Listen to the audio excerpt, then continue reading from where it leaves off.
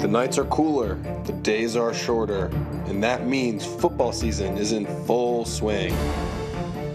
The Crimson Hawks are back home after facing off against the high-flying Seton Hill Griffins. Williams and the Crimson Hawks offense back out on the field. And Williams will keep it on the read option, and look at the space. Lenny Williams, that's what he does. Touchdown, Crimson Hawks.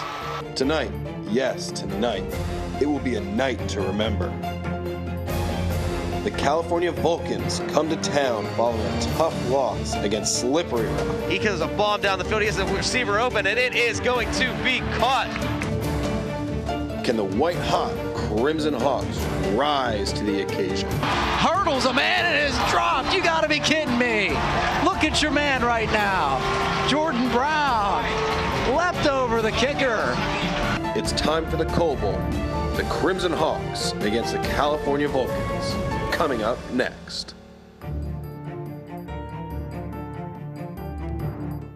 Play action pass. He's got Brock there, but he decides to go end zone and finds Drew Carswell. Just to the near side, has a seat. Big block coming, and Walt McGeese. And Finnegan will throw. He backs up, and it's a screen pass. And as it's going to look to throw, it's a double move, and Carswell's open. He hauls it in.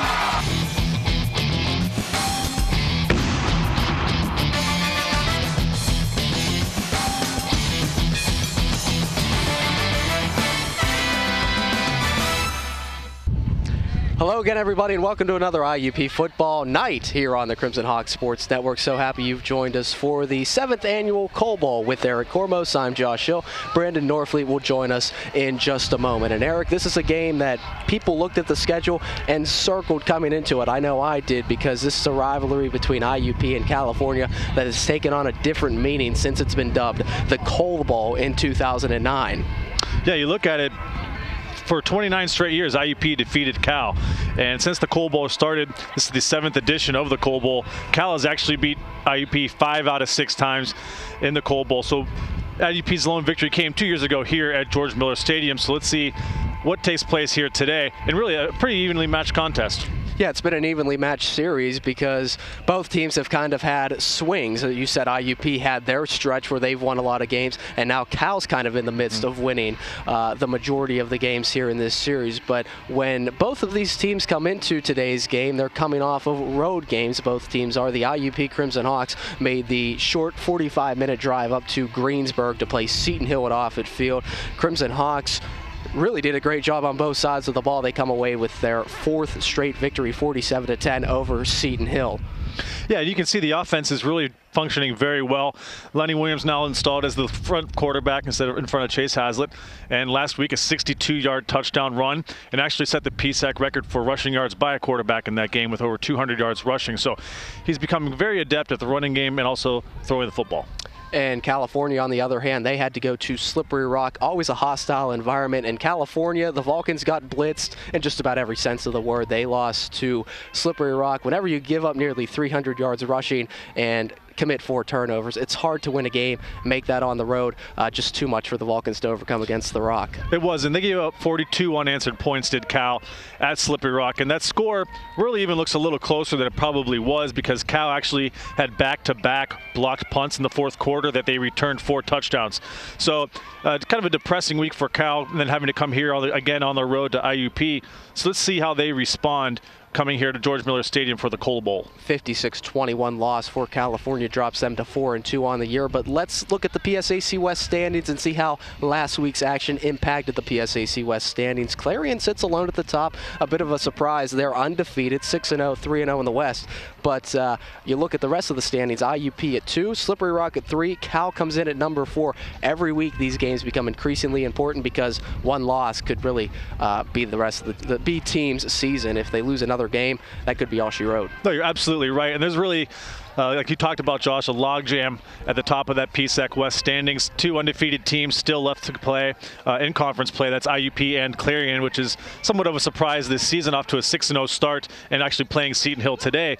But when you look at it for the Crimson Hawks, they really have an opportunity to control their own destiny. They still have to play Slippery Rock, Gannon, and Clarion after today's contest. And Cal, 4-2 on the season, 2-1 in the PSAC. So again, another one of those one-loss teams. Yeah, I'd mentioned on our show The Big Hit earlier this week, this is where IUP had some troubles starting in 2014 because it's week after week you're facing some pretty good teams. And for IUP, after this game, 3 of 4 games on the road for the Crimson Hawks, so they have to travel away from the friendly confines of Miller Stadium. Really want to make this game count here against California. But speaking of the Vulcans, let's meet the Cal Vulcans. They've got a litany of weapons on the offensive side of the football, a pretty good head coach as well. One of the top offenses in the nation as far as throwing the football, Eric. Yeah, you look at quarterback James Harris. He's 5th all-time in Cal in terms of passing yards.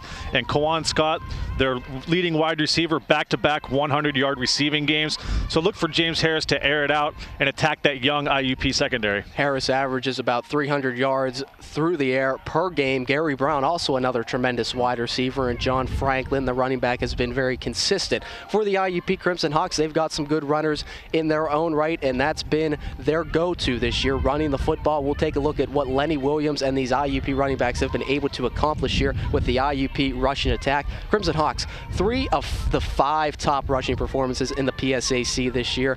They've really used this experienced offensive line and some of their great runners to their advantage this season. Yeah, very adept and very experienced offensive line. And you look at sophomore running back Chris Temple. He's really emerged, come up very strong this year. Really kind of separated himself from Luigi Listabrinza in terms of the backfield for IUP. You look at Chris Temple right now. He is first in the conference in terms of yards per game. And then you look at the balance. Lenny Williams leads the PSAC in terms of yards per rush, and Temple is actually 2nd in yards per rush. So IUP leading the PSAC in overall rushing yards per game and 4th in the country, while Cal comes in really struggling, giving up almost 300 yards a week ago on the ground to Slippery Rock. So that's a battle to look at early.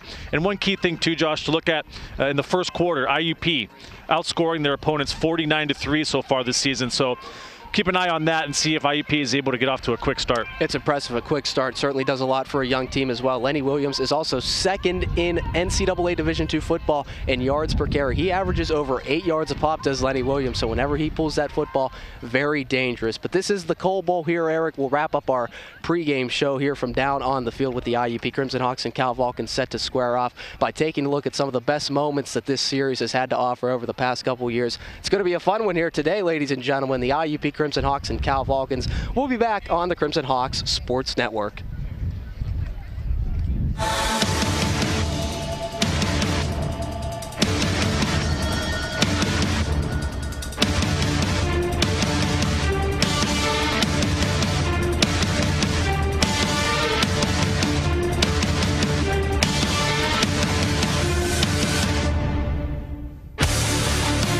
Fire it deep and open for a touchdown for the Vulcans.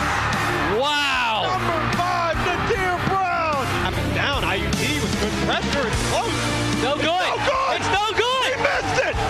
He missed the extra point. What have we just seen? So, to make amends for his mixed extra point and send the Vulcans home victorious, the kick. Knocks in the backfield. They're going to do play action. Tipped. Interception by the Crimson Hawks. What a play. Usual 3. Schroeder's going to throw it. Picked off again. Terrell Holloway. I looked like I just saw a replay. Maggio Williams in the backfield. Williams stretch. Williams at the middle. And the rocket takes off into outer space. 2 receivers on his left. He also has a man in the backfield. Takes a snap. There's a handoff to his running back. He's taking it up the far side, breaking away from the defense. He's across the 40. Hazlitt out of the shotgun. He's looking to pass. Fires into the end zone. That is picked off in the end zone.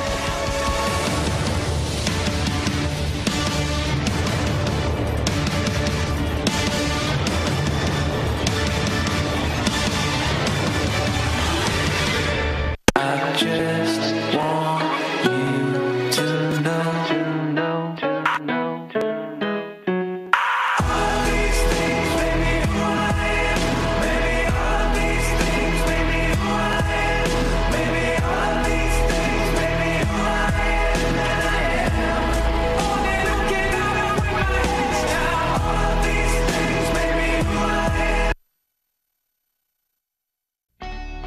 I chose Division II because athletes graduate at a higher rate. I can stay closer to home and be an important part of the community. I chose Division II because I can double major and take part in campus activities. I chose Division II because classrooms are smaller. Students have more time with their instructors. And I can compete for a national championship. I chose Division II for all these reasons and more. I chose Division II.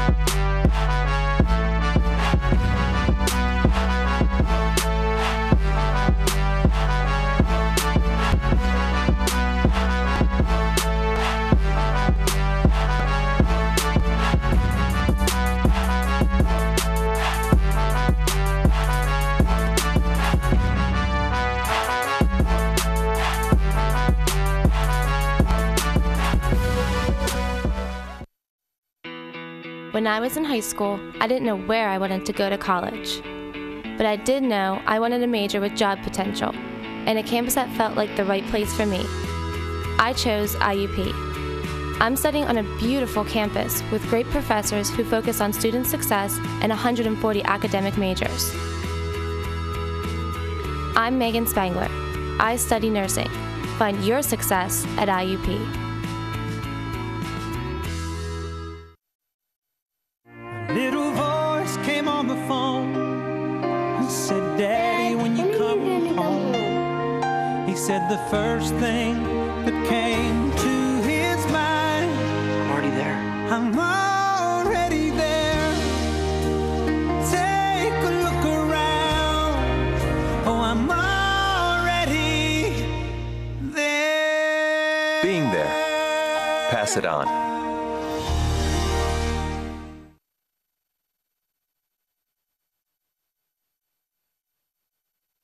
Good evening, ladies and gentlemen, and welcome to the Crimson Hawks Sports Network. It's an IUP football night here at Miller Stadium.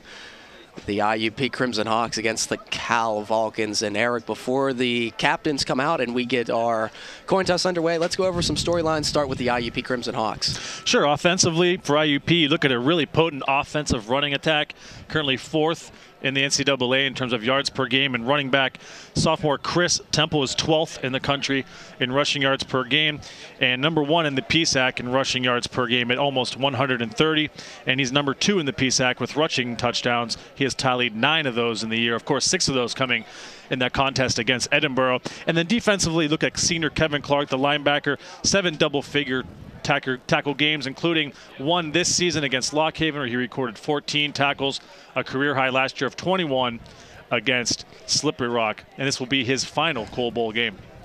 IUP in the Cole Bowl has struggled, to say the least, against the California Vulcans. A couple of big leads that were blown. You remember 2012. You saw some of that in our pregame show. It was a wild, wild game. But look at some of the storylines for the California Vulcans coming in here. 4-2 on the season, coming off an absolute drumming at the hands of Slippery Rock. You see John Franklin, now the only player in the PSAC that has at least 1 touchdown. Quarterback James Harris has been efficient all season long. Of course, drafted. He was drafted by the Minnesota Twins, came back to school, now a senior here at California. And in the Coal Bowl, Cal has dominated since 2009. IUP's only won one time. They've had a lot of comeback efforts against the IUP Crimson Hawks, and they have been phenomenal all year long. But Eric, as the teams are still making their way out, let's look at the offensive comparison for both teams, because something will strike you kind of interesting. You see both teams put up a very similar amount of yardage. IUP does it through the ground. Cal does it through the air. Yeah, it's definitely some contrasting styles here today.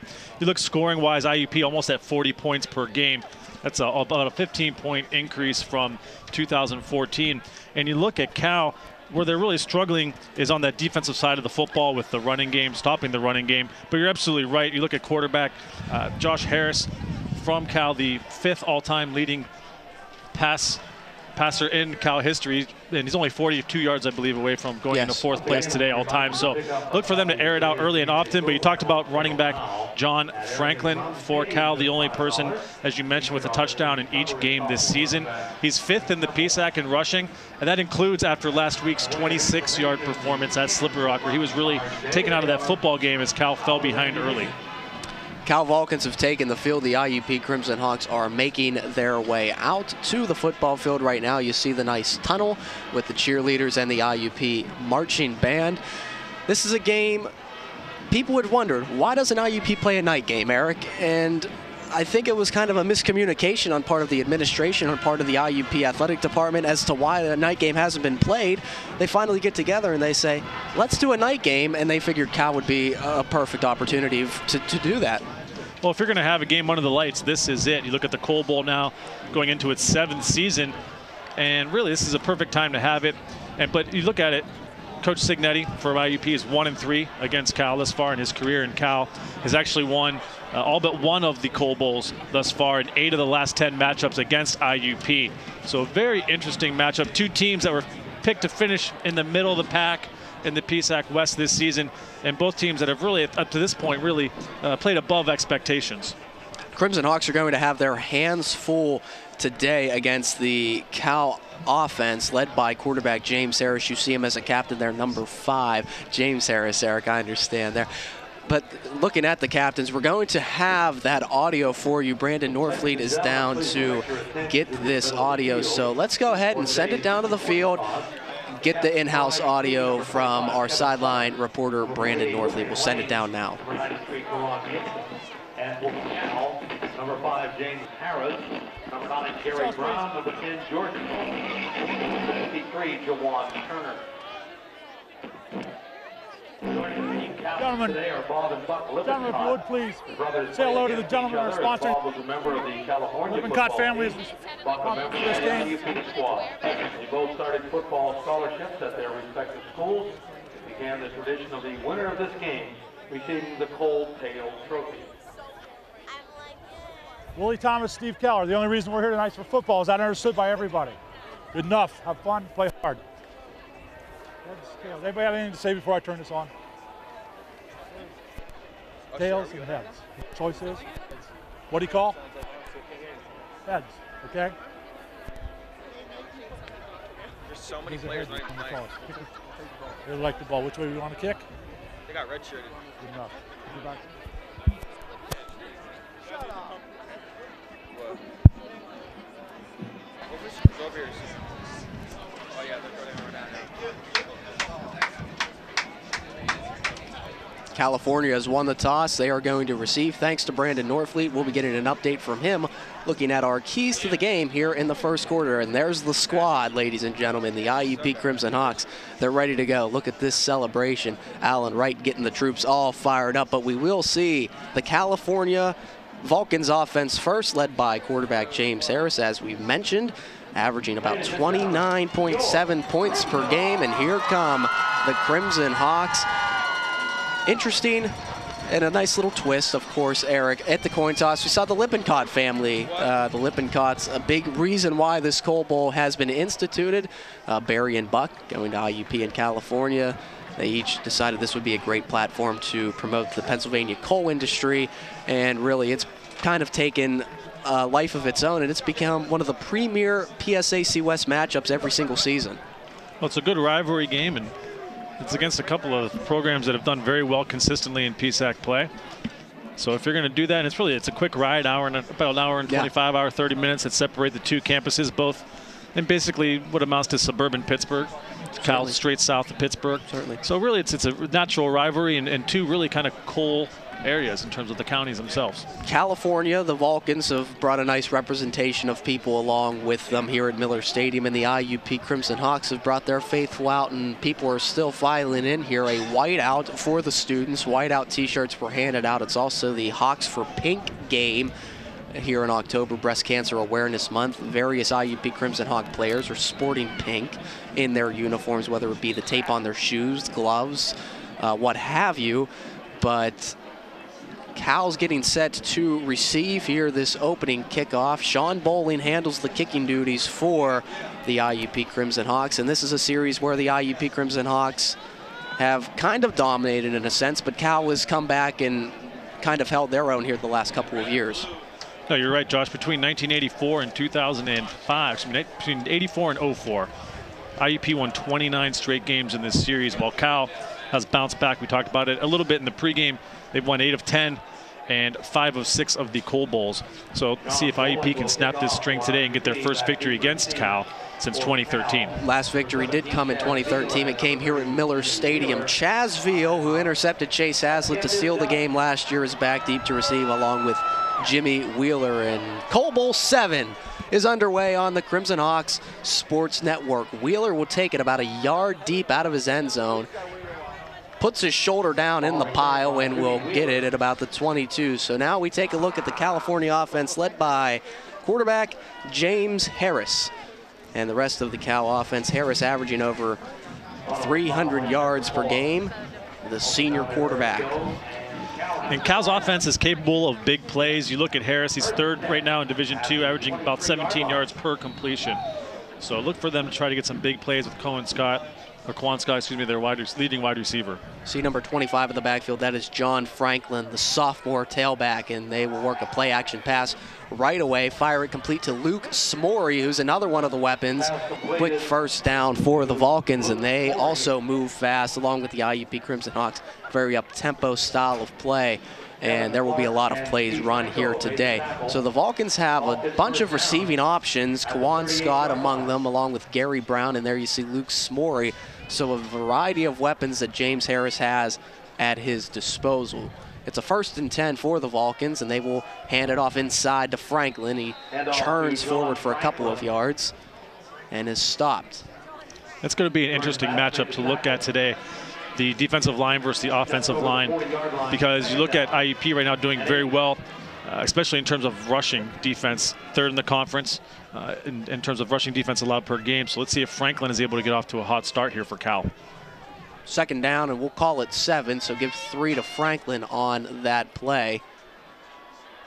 Cal moves fast, and they have a good offense. Their defense has kind of been their Achilles heel so far this season, and the Crimson Hawks have been playing great on defense as well. Franklin again, he's stuffed with nowhere to go. The big defensive lineman, Jamal Everett, was there to make the tackle. Everett, the sophomore, 6'2", 288. Yeah, very solid front line with Everett, and you look also at Karan Gibson. Very capable down lineman for IUP.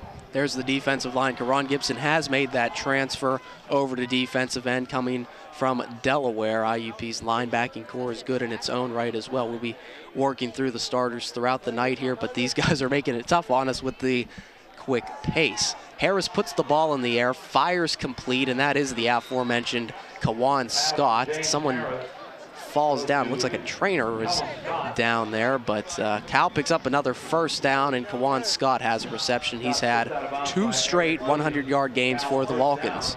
Yeah, very talented wide receiver.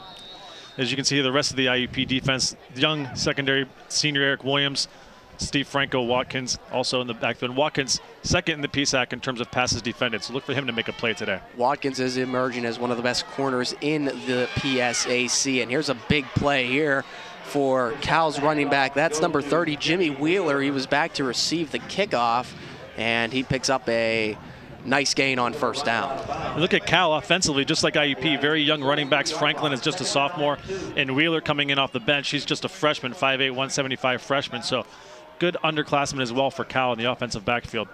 And looking at Cal, Franklin Scott, Smorey the wide receiver, Brown, and then tight end Desmond Green. A lot of weapons. We've mentioned it, and you'll see them on display here. And you bring in a back the caliber of Jimmy Wheeler as a backup as well, and there's a lot of people to defend. And they'll hand it to Wheeler once again, cuts up the middle and tries to back his way, picks up a nice gain on second down and moves the chains for the California Vulcans there. Dorian Lane was in the middle of that IUP defense. And Eric, I did want to mention the Crimson Hawks work a lot of different people in on the defense. We've seen about 10 players play on the defensive line alone, and people are constantly rotating in. Well, that speaks to the depth of that defense that Coach Cignetti has worked hard on since he arrived here. We've got a stoppage here and a timeout. So with that timeout, let's send it down to the sideline for our keys to the game from our sideline reporter, Brandon Norfleet. We'll go down to you, Brand. Thanks, Josh. This series dates back to the early 1900s. But first, there are a few keys if each team wants to have success tonight. The first key for the defense is to bend, don't break. IUP gives up a lot of yards through the air, while CalU's defense gives up a lot of yards on the ground. It's important for both of these teams to play tight down in the end zone and to keep each other off the boards. IUP has consistently been one of the nation's top offensive rushing teams, and a great part of that is Chris Temple. Chris Temple is 12th in the country in rushing yards per game. He has over 500 rushing yards in just 3 full games this year. The final key to this game is high score. IUP has put up season high in points in each of their last 2 games, while CalU defense gave up over 50 points last week. Those are my keys to the game. Back to you, Josh. Very much, Brandon. A play action pass incomplete. Gary Brown with a first down for the Vulcans, and California doing a good job staying balanced, running the football, working play action, and they are driving here on possession number 1. Yeah, and Harris looks very comfortable in that play action, just a simple rollout, and Brown was wide open on the sideline there, and Cal, very nice offensive drive. Really, this is how you draw it up when you're coming up here and you want to get the game started on the road. Certainly, we'll call that a 21-yard game from Harris to Gary Brown, who we spotlighted in the pregame. So it's a first down for the Vulcans here. They're handed off to Wheeler. Wheeler cuts inside, takes it into the end zone. Touchdown, California. And Cal strikes first here in Coble, number 7.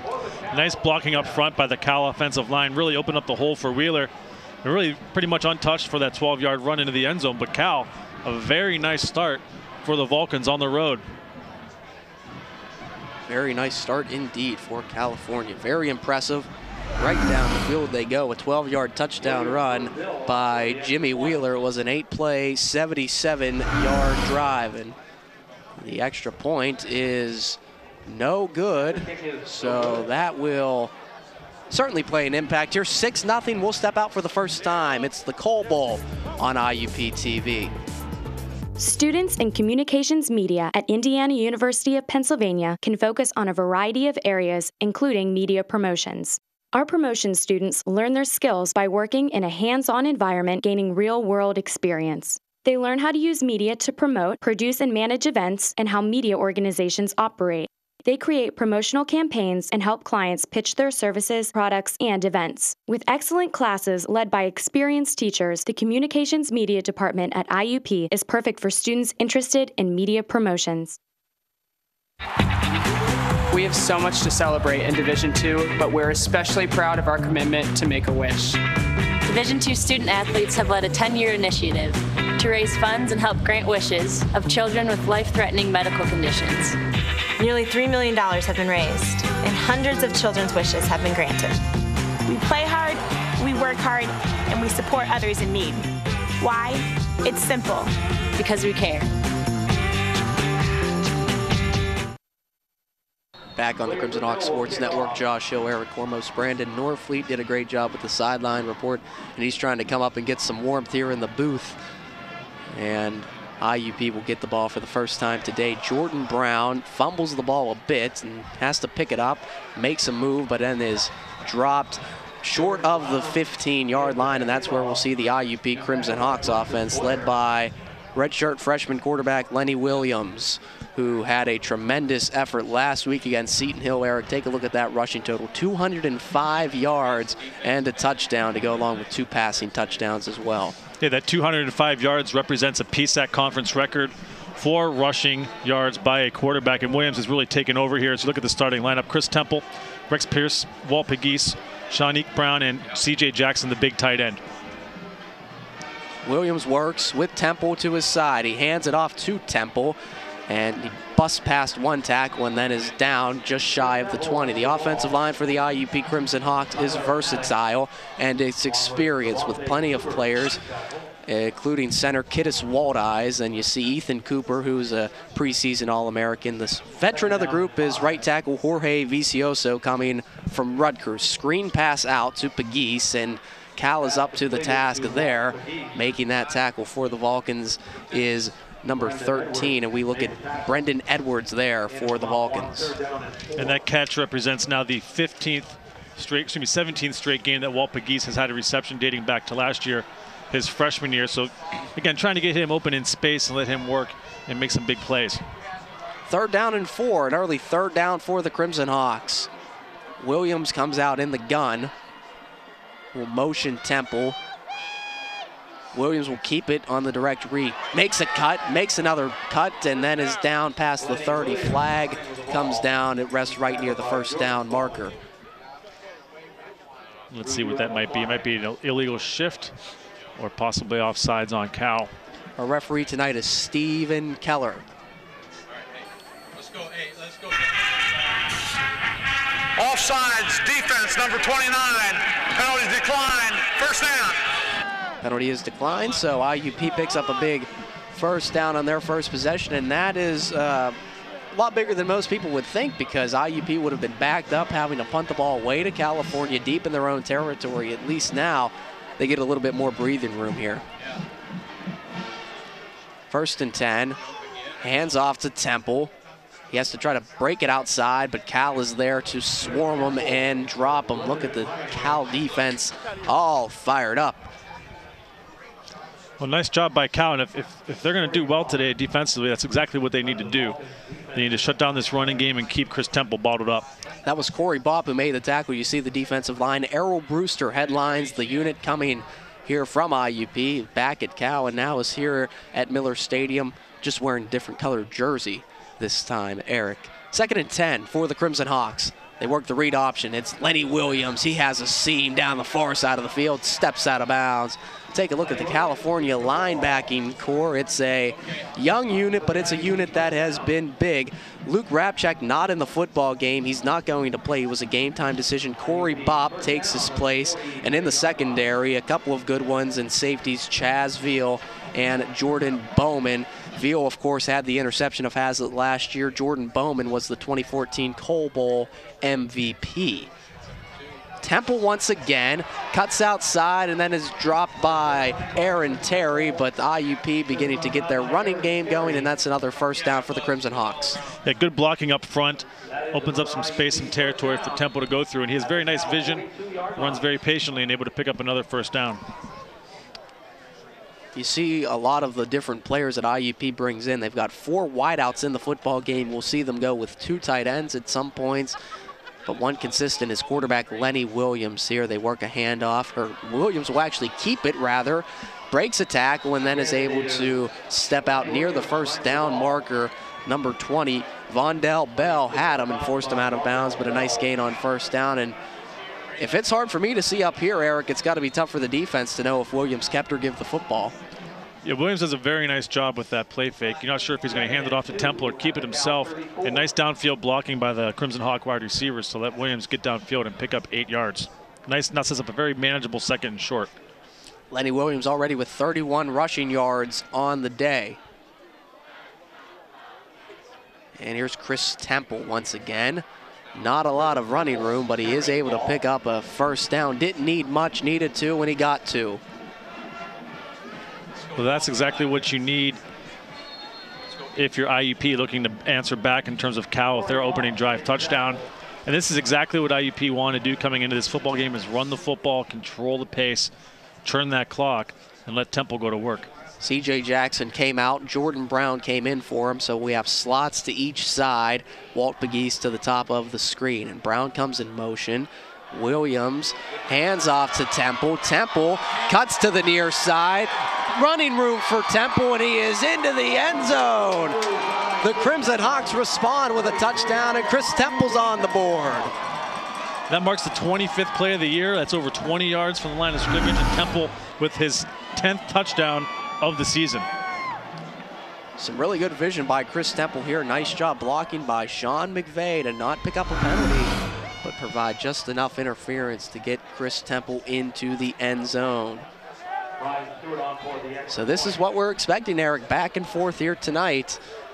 Stu is on to attempt the extra point, and he drills it. Crimson Hawks are on the board, and they're in front, 7-6. We'll be back with 8 to go here in the first quarter. I fell in love with the campus, with the people, with my IUP life.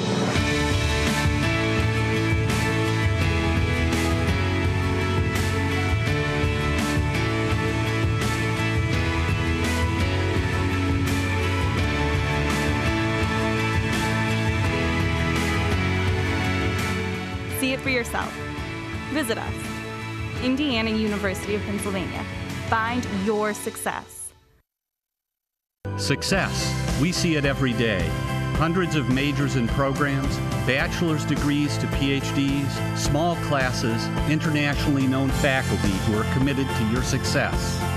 Real-world experiences to guide you on your career and life path. An alumni network 120,000 strong. I'm IUP President Mike Driscoll. Visit us. Find your success at Indiana University of Pennsylvania.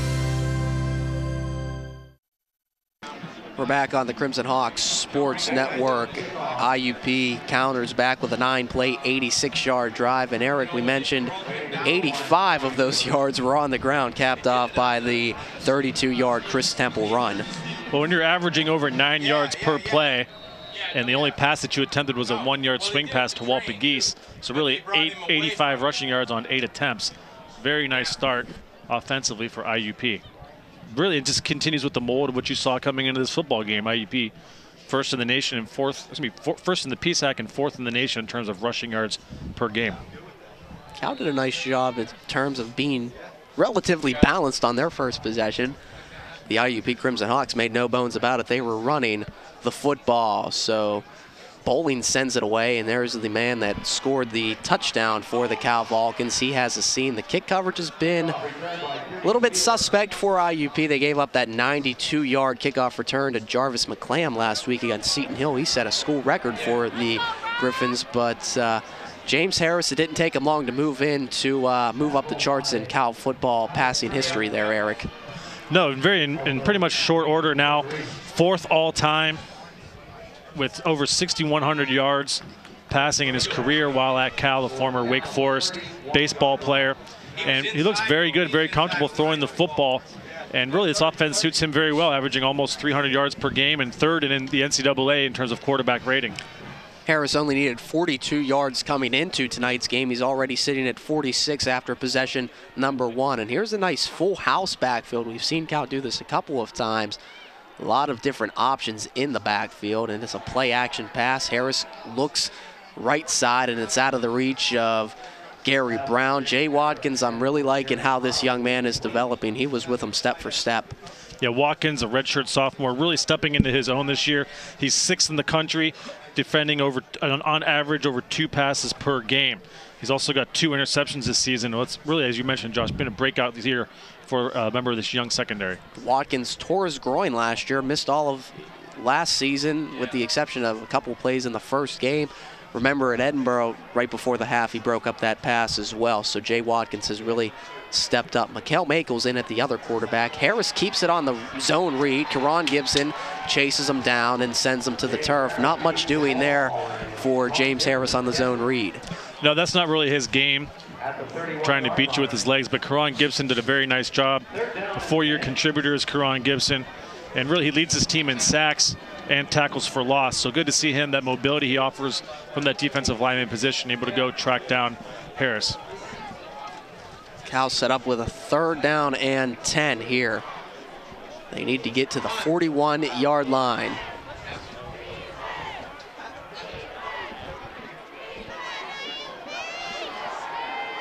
Harris steps up, throws short. That is complete. IUP is there to make the tackle. And Desmond Green, the big tight end, made the reception. Crimson Hawks close quickly.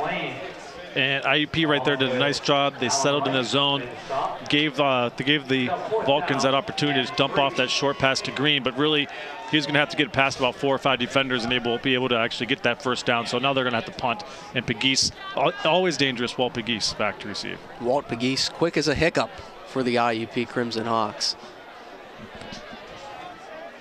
Ian Patterson is the punter, and it's a fake. They're running a fake. That's not Ian Patterson. They pick up the first down, and he's finally knocked out of bounds. That was not the punter. That was the wide receiver, Luke Smory, number 6, who came in as a punter. IUP didn't realize the fake was coming, and Smory picks up a big first down for Cal. IUP had the punt return team set up, or coverage set up there, and Smory had all day to go ahead and run. Easily picks up that first down.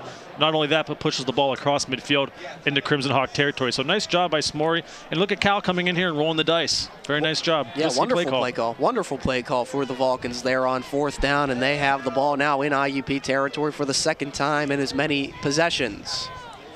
Harris hands off to Wheeler. And Wheeler tries to lower the shoulder. Kevin Clark was there to close things down along with Justin Weldon, another stupendous sophomore for the IUP Crimson Hawks. And you can see Cal looks very confident in terms of their rushing game as well. Wheeler getting a lot of the snaps here early, which you didn't really expect. You thought John Franklin would get the majority of reps at running back, but Wheeler has come in and done a very nice job. Franklin was held to a career low 26 yards last week against Slippery Rock. High snap, Harris corrals it, hands to Wheeler again, and he spins and picks up a California first down. And Wheeler has been very good for Cal U today. He's had that touchdown, and he's been really their go-to running back, as you said, Eric. Well, he's a true freshman. He's been coming on strong since the beginning of this season. It's a big adjustment going from high school football to Division II, especially PSAC football. But Wheeler, the coaches mentioned him earlier in the week, coming along strong. So good to see him getting that strong second effort. He's a little guy. He's only 175 pounds, but he runs very strong. Certainly, Luke Smory is in the slot. He had that big run on the 4th down to the near side of the screen, number 6 in white.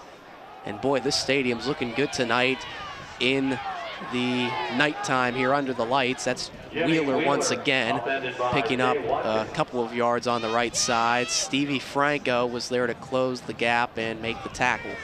But again, another time where the IUP secondary is having to come up and make the tackle on Wheeler and these running backs. Cal's running backs up to this point really having no trouble whatsoever getting into that second level of the defense. The offensive line for the Vulcans certainly doing a good job at holding their blocks on the IUP defensive line, who has really forced havoc on a couple of teams this IUP defensive line has. And that's Derek Fior, one of the multitude of running backs. Fior is down inside the 10, so California has so many guys they can run at you. You've seen Franklin, you've seen Wheeler, and here's another guy, Derek Fior, who has been pretty good for Cal as well this year.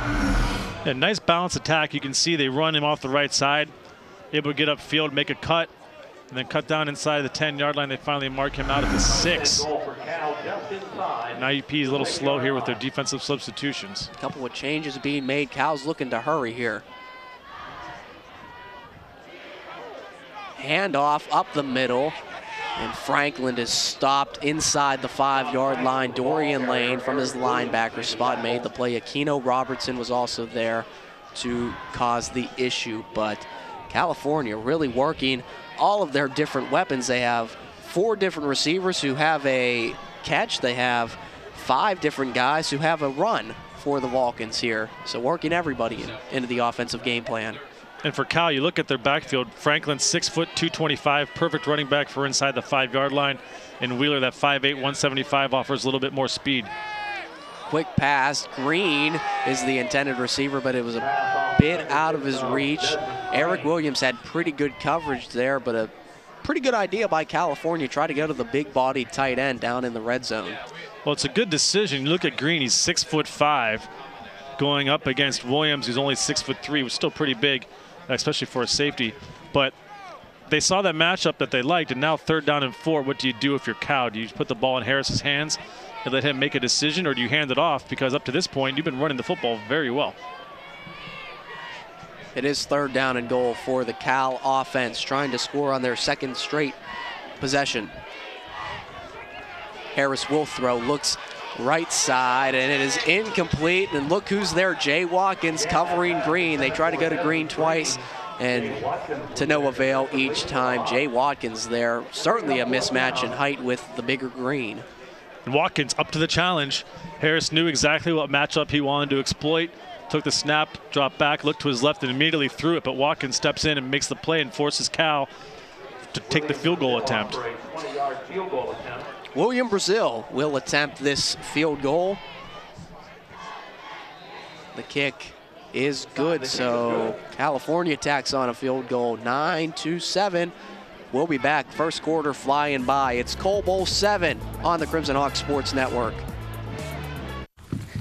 Can I go to the sleepover? Lucy, I want you to promise me something. If there's any drinking, I want you to say, no thanks, not my thing. Mom. I promise you, your real friends won't care. Deal? I promise, Mom. They really do hear you. Did you pack your toothbrush? For tips on how to start the talk, visit underagedrinking.samhsa.gov. A public service message from the Substance Abuse and Mental Health Services Administration. It's hard to explain. It just became home.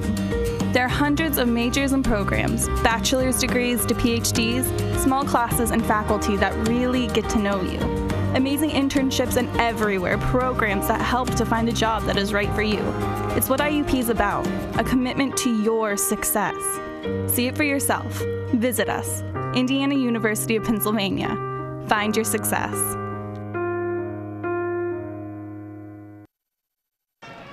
William Brazil set to send it away after a 12-play, 65-yard drive that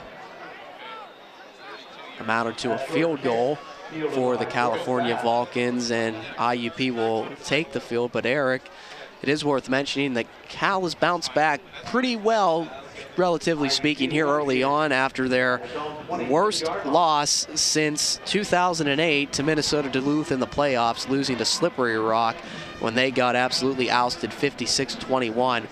Score there, California trying to come back and regain some momentum against the Crimson Hawks. And important, too, for Cal. Look, you're not out of the race either in the PSAC West. It's just one conference loss. You knock IUP off today, and all of a sudden you got a game up on them. Nothing doing for Williams. Some extracurricular activity. Team's mixing it up. Call it 1 yard gain for Chris Temple, and IUP's done a nice job working him into the game plan here. Temple's already carried the football 5 times here this evening. Second down and 9. So you see some of the personnel, Crimson Hawks now with a tight end in the football game. That's C.J. Jackson. Williams keeps on the zone read. Williams has space and is dropped down past the first down marker. Lenny Williams, he's just got such a knack to see when do I give the ball, when do I keep it. Seems like he makes the right decision nearly every time. And good patience. You can see he pulls the ball in from Temple. Cal does not set the edge, and Williams is able to scamper outside and pick up that first down. Again, he's reaching that second level of the secondary. Once you get to that point, it's a 7-8 yard gain every single time. Cameron Tarver's going to have a long day trying to contain the edge and know when to follow the quarterback. Here's Chris Temple again, picking up a first down, and the IUP Crimson Hawks are running all over the California defense, and exactly what we expected. This IUP rushing attack is dynamic as ever. Nice vision by Temple. He read the hole, read his blocker, cut to the left, and then was able to go upfield. And really solid offensive performance thus far for IUP in terms of offense. You look at what they've done, it's perfect for their game plan. Now under 2 minutes to go in the first quarter. Temple again pounds forward for a couple of yards. Aaron Terry is there to make the tackle. Nice gain on first down, and On Facebook today, we asked fans to check in and tell us where they were watching the game from, and we had a couple of responses, and I'd like to say hello to a couple of those people right now. Barry Day said he's watching from Spain, Eric. So we've got somebody watching from Spain. Former IUP broadcaster Kyle Pillars tuning in from Rockingham, North Carolina, and Michael Trexler tuning in from Frederick, Maryland. Williams keeps the ball, has space, steps out of bounds at the 16-yard line. Another big run play for Lenny Williams and another play of 20-plus yards for the IUP offense. And a design draw there for Williams. Nice job getting downfield. Nice downfield blocking by Pegues as well. And that's just the versatility that Williams brings to this football game. He's the PSAC leader in terms of yards per attempt. Crimson Hawks are in the red zone. Temple's in the backfield. And they don't throw a flag. It looked like it was a false start, maybe a delayed snap. And yeah, there is. Okay, they do throw a flag. It came on late, but certainly would be the right call, Eric, because things were just a little bit out of sync there. That's the first penalty of the football game, is it not, Josh? Or second penalty of the football game, I should say. Yeah, nothing like that Lockhaven game that Kyle and I did a little while ago, a couple weeks ago, when there was over 20 penalties in the game.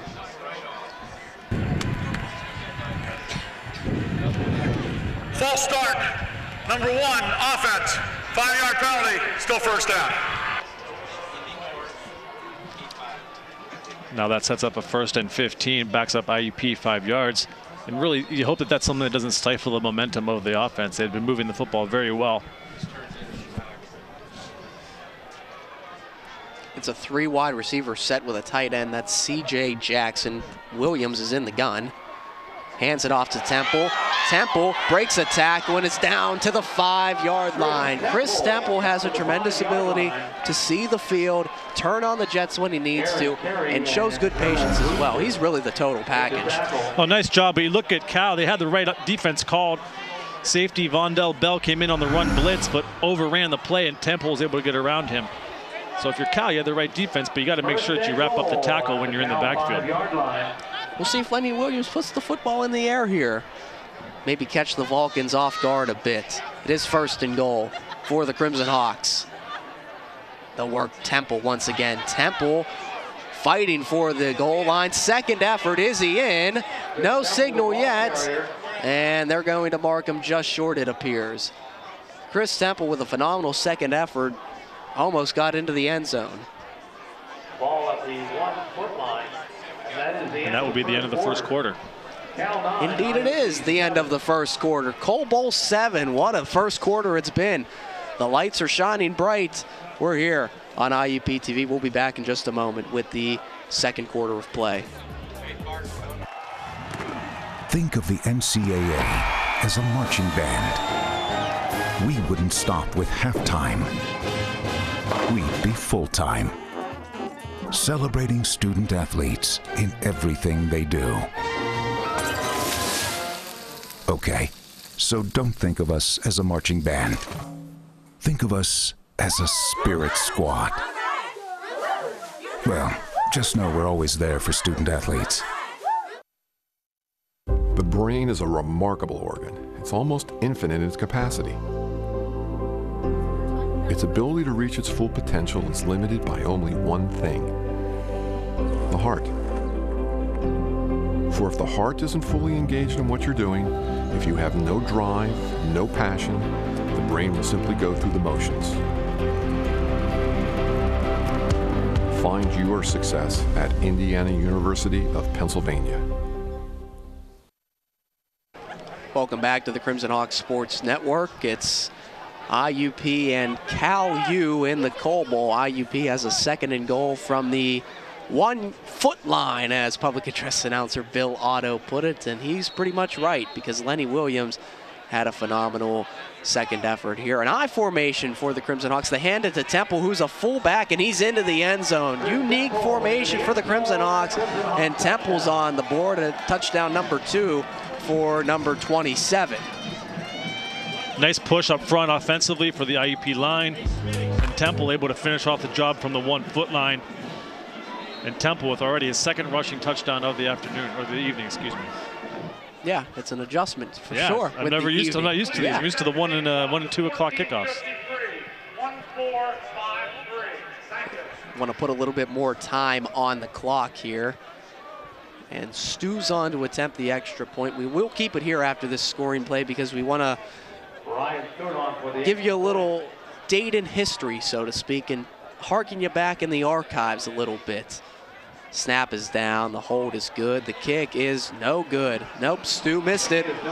So it is 13-9, and with that, let's look at the last time that IUP had a night game, Eric. It was back in 2011 against the Bloomsburg Huskies in a nationally televised game. A phenomenal effort for Harvey Tuck and the entire Crimson Hawks against the 8th-ranked Bloomsburg Huskies, but in the end, they came up just a bit short to Bloomsburg. Turnovers didn't help, a couple special teams miscues, and some big pass plays for the Huskies stifled the Crimson Hawks upset bid. But that was the last time a night game was played here at George P. Miller Stadium. They don't happen very often, that's for sure. Certainly, it is a 13-9 game, so both teams have missed extra points, which is very awkward because it's not like in the NFL they move the extra point. It's not a 33-yard field goal. It's the same as where it always has been, but not like the pressure's been good or anything either. Just kickers kind of pushing the ball here and missing. But Sean Bowling ready to send it away, and this has been back and forth as we've expected, 13-9. Chris Temple, he was lined up as a fullback that time, Eric. They had Jordan Brown in the backfield. Cal certainly had to account for a lot on that particular play. That's part of that spread option offense that IUP runs, many options that they can go with in terms of running the football. But now you look at it, Josh, there hasn't been a stop defensively yet in this football game. Cal ran that fake punt when they were stopped on 3rd down, so it's going to come down to now which defense can make a play and allow their offense to start building on a lead. Not a great kick here. They had to hold. Listen up. IUP did as the ball fell off the tee, so they had to hold the kick. Jay Watkins did, and we got a little scrum here developing, and hopefully everyone just separates and moves to their sidelines. I think that's what's going to happen. It was an 8-play, 74-yard drive for the IUP Crimson Hawks. Chris Temple capped it off with a 1-yard touchdown plunge. At its own 39-yard line. But you look right now at the drive chart for this football game, you have drives of 77 yards for Cal. You also had another drive for Cal, a 65-yard scoring drive, and IUP with scoring drives of 86 yards and 74 yards. So really offensively, both teams have been able to do what they want thus far. We want to remind you, as you saw, to like us on Facebook to get up to date with all of our broadcast information and stay up to date with the IUP Crimson Hawks as well. So it's Wheeler here. Jimmy Wheeler is bumped by Karan Gibson. And if you're watching the game, there's, of course, a way to keep up to date with all of your statistical information. Go to IUPathletics.com and click on the live stats link. And if you want a running play-by-play and updates, be sure to follow along on Twitter. The IUP football account and at IUP Crimson Hawk will get you all of your go-to information there. Jimmy Wheeler again. Karan Gibson is there closing in to make the play, but Wheeler picks up a first down, only needed 1 yard and picked up about 3. So a first down for the Vulcans, and still no defensive stop here. IUP did have that one defensive stop, remember, Eric, but Cal ran the fake punt. Yeah, nice play by Smorey on that fake punt. He was able to get around the end and get that first down, but Cal offensively looks very good right now. We've got a flag down. Some movement on the offensive line.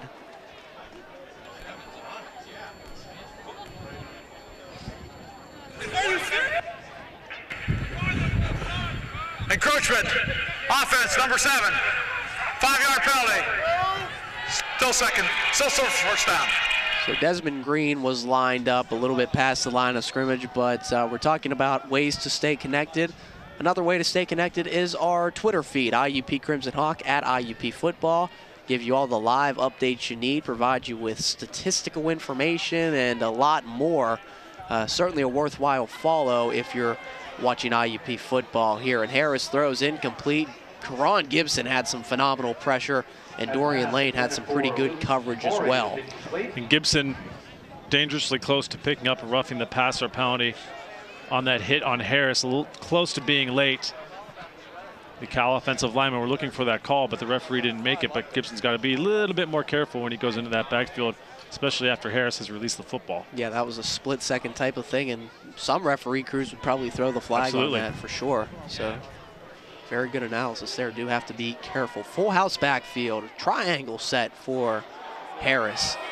Gibson misses a tackle. Wheeler sprung outside, but then the IUP defense closes in and makes the play. Jeff Palmer, who really had a good game last week against Seton Hill, was there along with his defensive teammate Dorian Lane.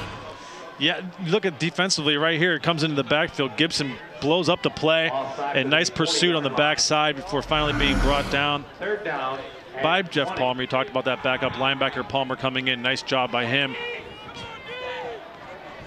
Palmer really did a good job in shutting down the Seton Hill rushing attack, but it's a new set for the IUP Crimson Hawk. You see only 2 down linemen, and they're going to only rush 3. Harris has to scramble to his right. He'll tuck the ball away and step out of bounds at about the 47-yard line, 48-yard line, and Harris picks up about the penalty yardage there. So it'll be 4th down, and the Crimson Hawks do make a stop defensively, and looks like California will send out their actual punter here. Now look at this. They've got Smorey out there. Also Michael Kerr. Well, that was an interesting formation for sure. They kick it out of bounds. Michael Keir, Luke Smorey, both out there, and we've got some extracurricular going on with Nick Dubowski down here. Boy, a lot of different piles that form in any given play, and it's hard to keep in touch with all of it, but no harm, no foul, I suppose. IUP gets the football back after the punt. You just don't want to see that type of thing escalate as you move further in this football game and you reach a critical junction and you see somebody do something stupid and then you pick up a 15-yard penalty for that. So you really want to keep that stuff in check. Small skirmishes now, but by the time you reach the second half, third, fourth quarter, they may not be so small at that point. Yeah, the tension's certainly running high, and if this game is close, they will just run even higher. Good for the officials to let the guys play, but like you said, it could really escalate here. 1st and 10 for the Crimson Hawks. It's Temple, and he's stacked up by the Cal defensive line. Good work. Probably 3 or 4 guys in there, and man, really nice play by Jordan Bowman coming in from his safety spot to shut that run down. He flew up to the line of scrimmage. Yeah, Cal crowded that front line, the line of scrimmage, and able to get in that backfield. Temple really had absolutely nowhere to go. You see Temple off to a fantastic start this season, already over 500 yards rushing and leading the PSAC in rushing yards per game with almost 130 and already 2 touchdowns on the evening. Who could ever forget that 6 touchdown performance he had against Edinboro? Williams keeps it and is dropped past the 30-yard line. Corey Bopp was there to make the tackle there, the linebacker filling in for the injured Rapchick. And nice tackle, nice open field tackle, way to stay with it by Bopp. Williams very elusive when he breaks out of the pocket. Hard count, almost got the Vulcans to jump off sides. You said, look at Cal loading up the line of scrimmage. Jordan Bowman is a lone safety back, but everybody else is in the box. Williams will put the ball in the air. It's incomplete there. He had Swanee Brown on the crossing route, and there looked like there was a lot of space for the dynamic Swanee Brown. And that's the danger if you're Cal loading up the front of that box with all those down linemen rushing the quarterback. Brown had one-on-one coverage. If he catches that football, he only has 1 safety to beat because Cal had so many guys in the front in that box that they only had 1 safety deep. So very interesting there that Cal got pretty lucky that pass was dropped. It was a phenomenal play call from Marty Higgins and the IUP offensive staff, but looked like that was just a straight drop from Schwanik, who is a freshman. Jordan Spangler will punt for the Crimson Hawks. Good pressure by the Vulcan special teams unit, and it bounces down and rolls to about the 40-yard line. So let's step out for 30 seconds and come back with the Cal Drive. 10:50 to go in the first half of play. Think of the NCAA as a marching band. We wouldn't stop with halftime. We'd be full-time, celebrating student athletes in everything they do. Okay, so don't think of us as a marching band. Think of us as a spirit squad. Well, just know we're always there for student athletes.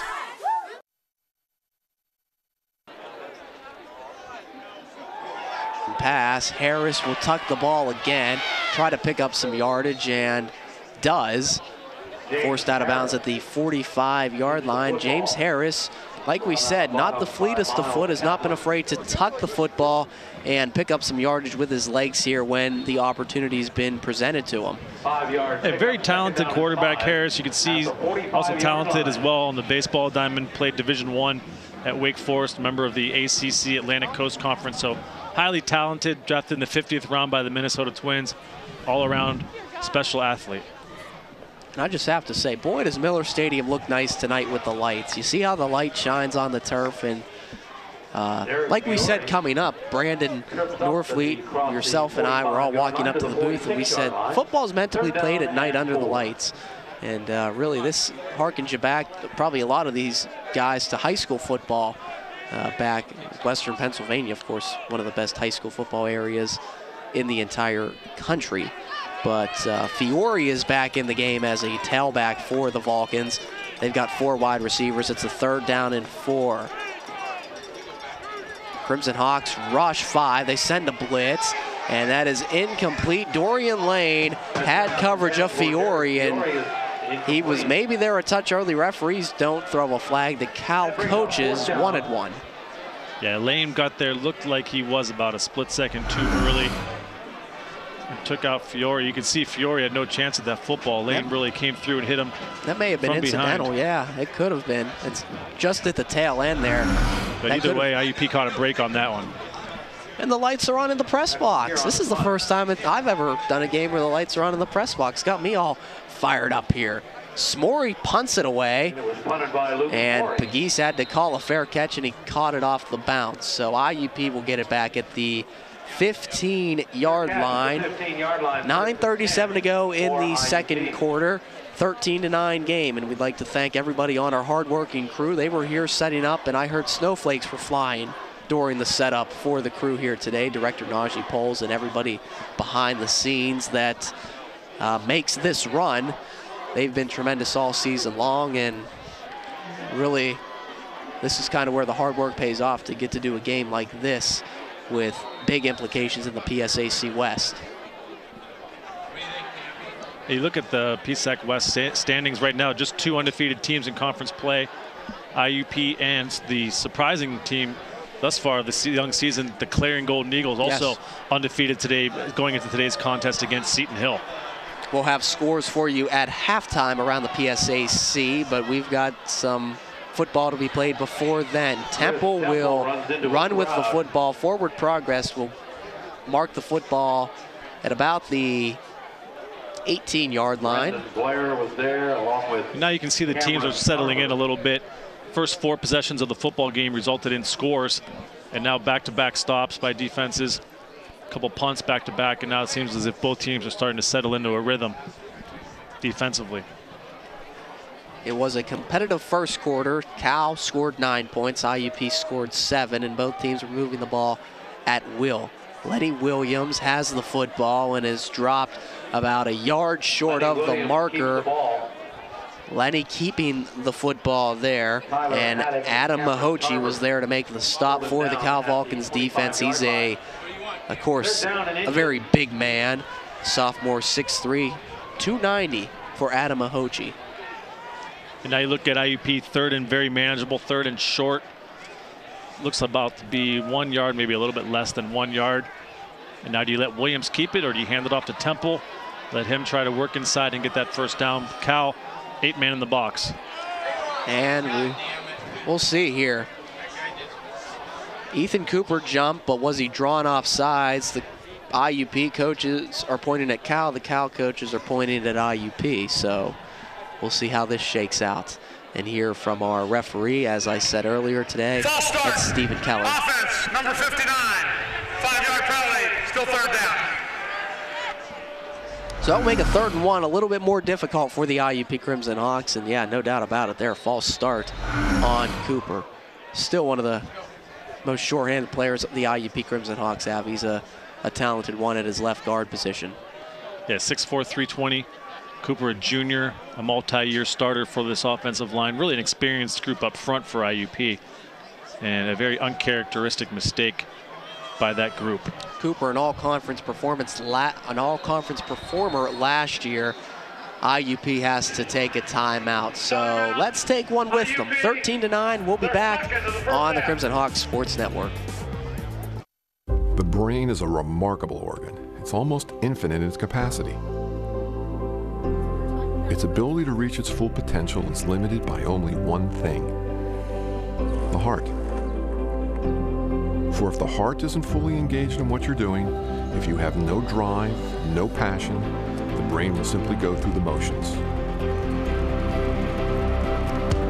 Find your success at Indiana University of Pennsylvania. Runners on your mark. You roll out at the dawning of the day. Heart racing as we make your little getaway. But there's always sky when you fall down. We lose our way, we get back up again. It's never too late to get back up again. And one day you won't shine again. You may be knocked out, but not out forever. Lose our way, we get back up again. It's never too late to get back up again. And one day. Back on the Crimson Hawks Sports Network, Eric and I looking over a couple of Division II football scores to keep you updated on our Crimson Hawks Sports Network halftime report. It's a 3rd down. Williams will put the ball in the air, swing it out to Temple. Temple makes a move, battering rams his way off one tackle and picks up a 1st down. Chris Temple looked like someone had him dead to rights, but they didn't wrap their arms, and Temple pretty hard to bring down if you don't wrap up on him. Yeah, you can't arm tackle Chris Temple, but nice patience by Williams. He lets Temple get behind the defensive lineman, and Temple does the rest, able to get upfield. Jordan Brown had the football. IUP trying to move quickly here, but that was a subtle pass play on 3rd down. They expected Temple to make a move, and he did just that. So IUP not trying to go down the field too much, but it's certainly worked for them. Williams has it and will hand to Chris Temple. Tries to bury the shoulder, but Cal's defense is up to the task. Only a couple of yards will bring up another 3rd down and short for the IUP Crimson Hawks. And we'd like to welcome all the new people who have liked our Facebook page since we put up that graphic, and hope you enjoy what you see after the game. We'll be posting highlights, and of course every week we post the head coach Curt Cignetti show on there as well to keep you updated. So it is 3rd down. IUP's 2 of 3 on 3rd downs here today. Rex Pierce is in the football game as an H-back.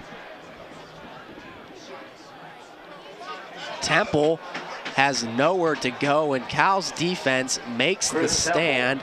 Making that tackle for the Vulcans was Jawan Turner, the very talented linebacker. And actually defensive tackle, I guess he's listed at, but Turner shed the block and forced Temple backwards. Cal's defensive line, very nice job. Nice penetration into the IUP offensive line. Forced back 3 offensive linemen. Temple really with nowhere to go, and Turner did a nice job of finishing him off and forcing yet another punt. Back-to-back punts on possessions for the Crimson Hawks. Jordan Spangler's on to punt for the Crimson Hawks. Cal has been close twice to blocking the IUP punts. They've sent some pressure, and that time they were just a hair off from blocking it. Well, they did. They actually did, Josh. The referee made a signal that they did, in fact, tip it. Wow. And you look at last week, Cal blocked 2 punts in a row in the 4th quarter against Slippery Rock and returned them both 4 touchdowns. So that's now a block today as well in the deflection. So back-to-back weeks now with special teams plays by Cal defensively, or on special teams. And now you look at them offensively. Now they're set up near the 40-yard line. So special teams finding a way to contribute for the Vulcans. You see why the Vulcans blocked 2 punts in a row last week at Slippery Rock, because they send the house. They probably sent 5 or 6 guys at that punt. Play action pass and a quick pass out to Brown, who slips a man. Brown has a block to the 50, cuts back and breaks another tackle and is down at the 35-yard line. A nice pitch and catch from Harris to the electrifying Gary Brown. He's very similar to Walt Pegues from what I've seen. He can return punts and is a dynamic receiving option as well. Yeah, he had a punt return for a touchdown a week ago. And once he gets into that open field, he's very difficult to bring down, a dynamic athlete. And you can see right there, you get him in open space, and he'll make plays. 29-yard gain on first down for the Vulcans. And this time they'll work a run to Jimmy Wheeler. Wheeler is ridden out of bounds by Jay Watkins, but a pretty good gain on first down for the Vulcans. And they really have a nice offensive attack from what we've seen early on here, Eric. Well, they're doing a nice job of running the football and getting to the edge. And when you do that, you get a situation with a one-on-one between the running back and the defensive secondary. And if Watkins doesn't make that play there and force Wheeler out of bounds, Wheeler's got a lot of real estate in front of him. So an offset I formation with Harris in the shotgun set. It's a 2nd down and 5 for the Vulcans. They're driving again, and they hand it off to Jimmy Wheeler. Wheeler darts his way to the 20 and picks up a first down. Needed 5, got 7 on the play. And again, Wheeler, Vulcans have made a decision to stick with Wheeler thus far this evening, and he's paid them back very much. Wheeler, very impressive freshman running back on the afternoon today. He's having a very, very nice, very productive afternoon. Look at it, 10 carries, 64 yards, and a touchdown for the freshman. Play action pass. They set up a screen to Brown again. Brown makes one man miss and picks up about 2 or 3 more yards. Stevie Franco is there to close things out. And I do want to apologize because it's a cold day. I am battling a bit of a head cold, so if you hear me clear my throat or anything on air, I don't mean anything by it, but sometimes some things get lodged up in there. But ball on the 18-yard line, 2nd down. Ball on the 18. 2 running backs in the football game for Cal. Looks like Quentin Smith. No, that's Fiore, and he gets it. Kevin Clark rides him down. Franco makes the play, and the ball carrier. he's able to pick up a couple of yards. The IUP defense did a pretty nice job stringing him to the sidelines there. Kevin Clark, as a backer, really has a lot of athleticism. Yeah, Kevin Clark, preseason All-American, did a nice job of stringing the play outside, and then Steve Franco coming up from his safety position, able to stop Fiore before he got to that first down marker. Here's Franklin, rather. Handoff goes to John Franklin. John Franklin did not pick up the first down, so it's a 4th down, and Cal not even considering kicking a field goal. The offense stays out, and now they will. Or will they? I don't know. Maybe just some personnel changes. Yeah, it looks like it. Wheeler comes in the football game for the Vulcans along with Ryan McCulley, who's a fullback to Harris's left side. IUP crowd trying to will the Crimson Hawks here on a 4th down and 2. Big play for both teams. Play action pass, and it fires underneath to McCulley. Franco is there, and he's going to be close. I don't know if he got the first down. To Ryan McCulley. Let's see. Both officials are kind of at different points here. And the near official on the IUP sideline looks like he is going to give him a first. Going to give that first down on the spot. It's going to come down to where the official puts the football down. And it's IUP football. What a stand and what a play by Stevie Franco. One-on-one tackle against the big McCulley here. Look at Stevie Franco. He had to drive him backwards, didn't have any room to give up. Well, nice recognition by Franco. He read the play action, and Cal did a nice job of sneaking McCulley out into the flat, but Franco steps up, shows that leadership, and makes that tackle, and really going up against a much bigger McCulley. But nice job, nice strength by Franco to bring him down. Yeah, McCulley 6'3", 230 pounds. Franco's giving up 20 pounds against him. Williams has nowhere to go there, and the Cal defense is starting to make some plays against Lenny. Jawan Turner is in on another stop for the Cal defense. He's been a good player in a first line of defense for the Vulcans. Yeah, second tackle of the evening, but a nice job getting up there and stuffing that run. Williams had nowhere to go, and Cal's defense really done a nice job of shoring up those problems they had early and plugging up the holes and not letting IUP get a rhythm. Brandon Norfleet has left the building to get that interview with head coach Curt Cignetti here at halftime, because we're closing in on halftime. See if the Crimson Hawks can put a drive together beforehand. They haven't had much success so far. Another handoff to Chris Temple, but Cal is up to the task. Corey Bopp has been active for the Vulcans, and he's got 5 tackles for California. Suber and Terry also have 5 tackles, leading the way for the Vulcans. Watkins and Franco have 5 tackles, as does Kevin Clark. So a couple of individuals playing really well on the defensive side of the football here early on. Yeah, keep an eye on Suber, number 21, the linebacker for Cal. He's led them in tackles 2 of the last 3 weeks. And he's actually 3rd on the team despite missing basically the entire first game of the season.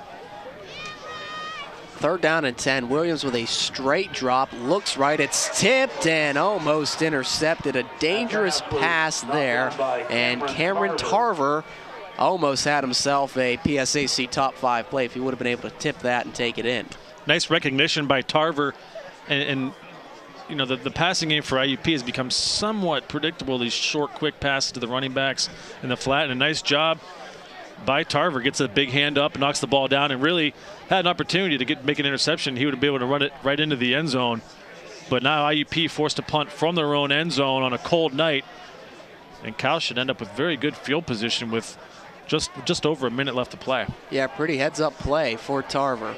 Cal is just there, almost blocked it again, but it came out of Spangler's foot awkwardly, and this is not the greatest punt in the world. California will have it, 1:07 to go. They've got all 3 timeouts left, and they will have it at the 42-yard line. So Cal will need to move quickly, but still a lot of time for the Vulcans offense. Big play capability for Cal. They like to push the football downfield. Harris, the quarterback, averaging about 17 yards per completion, so they definitely have the talent, and Harris has the arm strength to push his football downfield. And with over a minute left to play, and Cal with all 3 timeouts, so they're in pretty good position if they want to do something offensively. Cal had 8 plays last week that have gone over 20-plus yards, and they've had a couple here today as well.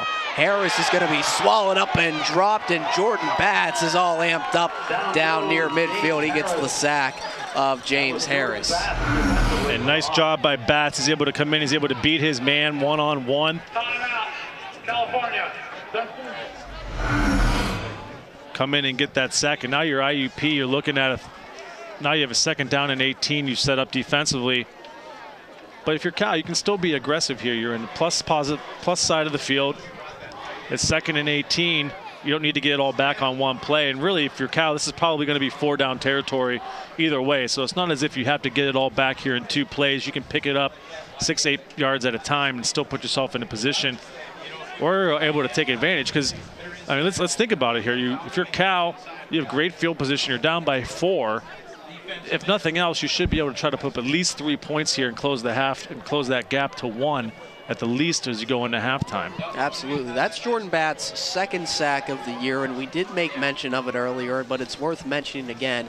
The IUP defense rotates a lot of different players. They have a lot of different players in at any given time, whether it be in the linebacking core, in the secondary, or along the defensive line. You see Justin Weldon, Jeff Palmer, Jordan Batts, Jamal Everett, all sorts of different guys, DeAndre Easterling and Karan Gibson along the defensive line. And right now in the football game, the IUP Crimson Hawks have Alan Wright in the game as a corner. And looked like Cal was trying to set up a little trick play there, because I think Jimmy Wheeler was trying to throw that football. I don't know about you, Eric, but the way he stuttered there, that was maybe a cause for concern. It was a lateral from Harris to Wheeler, so Wheeler was eligible to throw that football. IUP did a nice job as well of tackling Wheeler inbounds, keeping that clock running. And now you're looking at a 3rd and very long for Cal. And the last thing you want if you're the Vulcans is to turn the football over and get sloppy with it now. 6 defensive backs in the game for the IUP Crimson Hawks. And Aquino Robertson is kind of a hybrid there. You'll see number 5, Takai Turner, is lined up as almost a linebacker. But we'll get another timeout. Cal will take a timeout, so let's take one with them. 10 seconds to go. What will Cal do here to close out the first half? We'll be right back. We know you want family-friendly sporting events. Sporting events where you can be comfortable and entertained in a positive environment. Watching great individuals and teams compete. With commitment, effort, and good sportsmanship. That's what the Division II Game Environment Initiative is about. Be a part of the excitement and find out why. These student athletes say with pride, I chose Division II. Welcome back to the Crimson Hawks Sports Network. And Eric, you see where our mind's at. We're talking about what kind of food's down in the press box here at halftime. But we still have 10 seconds to go. Cal still has a chance to put some points on the board, and IUP still needs to make a stop. So we will see what they can do. The line to gain, the first down mark is at the 32-yard line. They're backed up all the way at the 48. So 3rd and 19 with 10 to go. IUP with a lot of defensive backs in the game. Only a 3-man rush. Still some pressure. Harris loads up and fires down the far side. Has a man there, push off, and he didn't make the catch. And boy, Gary Brown made a phenomenal effort, but it looked like there was a little bit of a push off. I don't know. Doesn't count anyway. We're at the end of the first half. It's 13-9. The IUP Crimson Hawks are on top, and as you see this replay, we'll send it down to Brandon Norfleet for an interview with Coach Signetti. It's turned into a bit of a boxing match. What have you learned in the first half about what you need to do during the second half? Doing a nice job on defense, slowing them down now. You know, they got off to a fast start on us. And likewise, they've slowed us down. They're stacking the box, so we're going to have to throw the ball a little bit in the second half. What about the problems getting punts almost blocked? How can that be fixed? Well, we got it off, and it wasn't a great snap, so the fake punt was a little bit more of an irritation because we worked on it during the week. So, you know, we get the ball first, and we're up 4. We got to make this a 2-score game. Good luck in the second half. Out here, come back with stats, some analysis, and look at scores from around the PSAC. It's the 7th annual Coal Bowl game on IUP TV. We'll be right back. I did everything right. I went to college, graduated with honors, but I'm just not getting to where I want to be. I need to get to the next level. What am I missing? Where are these people going? What do they have that I don't? How do I get that edge, that hands-on experience that will put me ahead of the competition? Graduate school at Indiana University of Pennsylvania.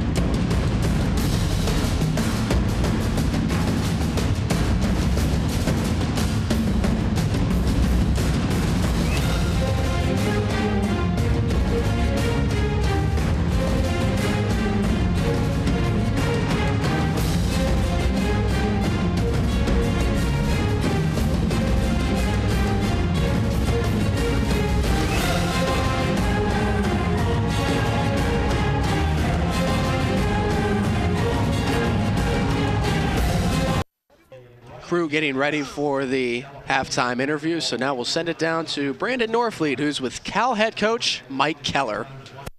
Hi, I'm Brandon Norfleet. I'm here with Cal U's head coach, Mike Keller. What was the message that you had for the guys at halftime? I just told them we're 30 minutes away from winning a ball game when no one really gave them a chance to win this ball game. Obviously, it's typical Cal IUP. It's a great atmosphere, but we're right where we need to be. Are there any differences that you're looking to come out in the second half? No, we just got to finish some drives, and we got to tackle their playmakers. They got some very good football players. Okay, thank you. I appreciate this.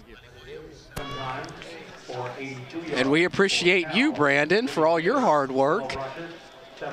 Standing out in the cold. It is a cold day here at IUP. Teams back out on the field, getting ready for the second half of play. Eric, we've got a couple of minutes before the second half is about to get underway, so let's go ahead and go over the scores from around the PSAC first, then we'll talk about this game. We'll go over the PSAC scores, and you see the paper here. I wrote the scores down for you. Sure. Slippery Rock defeats Mercyhurst on the road 35-24. So Slippery Rock improves with one loss in the conference. Shippensburg at home defeats Westchester 27-11. Clarion, the surprise team thus far of 2015 in the PSAC, goes on the road and defeats Seton Hill 44-23. Bloomsburg 27, Kutztown 21. East Stroudsburg 34, Millersville 2. Lockhaven gets a win against Cheney 56-20. And on Thursday night, Gannon goes on the road and defeats Edinburgh 49-42. Thank you very much for that, Eric. As for this game, there were 4 scoring drive. It started 11:41 in the first quarter when Jimmy Wheeler had a 12-yard run, made it 6-0 with the extra point missed. The IUP Crimson Hawks countered back with 8 minutes to go in the first quarter, a 32-yard touchdown run for Chris Temple. 9 plays, 86 yards, made it 7-6 in favor of the Crimson Hawks. Cal countered back, 3:21 in the first. A William Brazil field goal from 20 yards deep, made it 9-7. And IUP had the last score of the first half with a 1-yard touchdown run by Chris Temple, making it 13-9. IUP gets the ball to start the second half of play. We'll go over some halftime statistics and some individual performances. So Eric, how about we start with the team stats from the first half?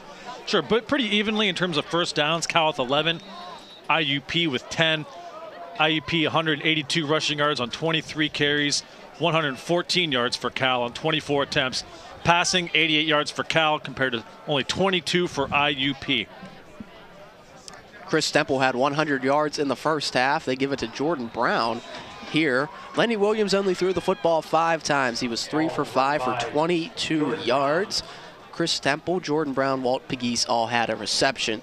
For the California Vulcans, James Harris, 7 of 13. He had 88 yards passing.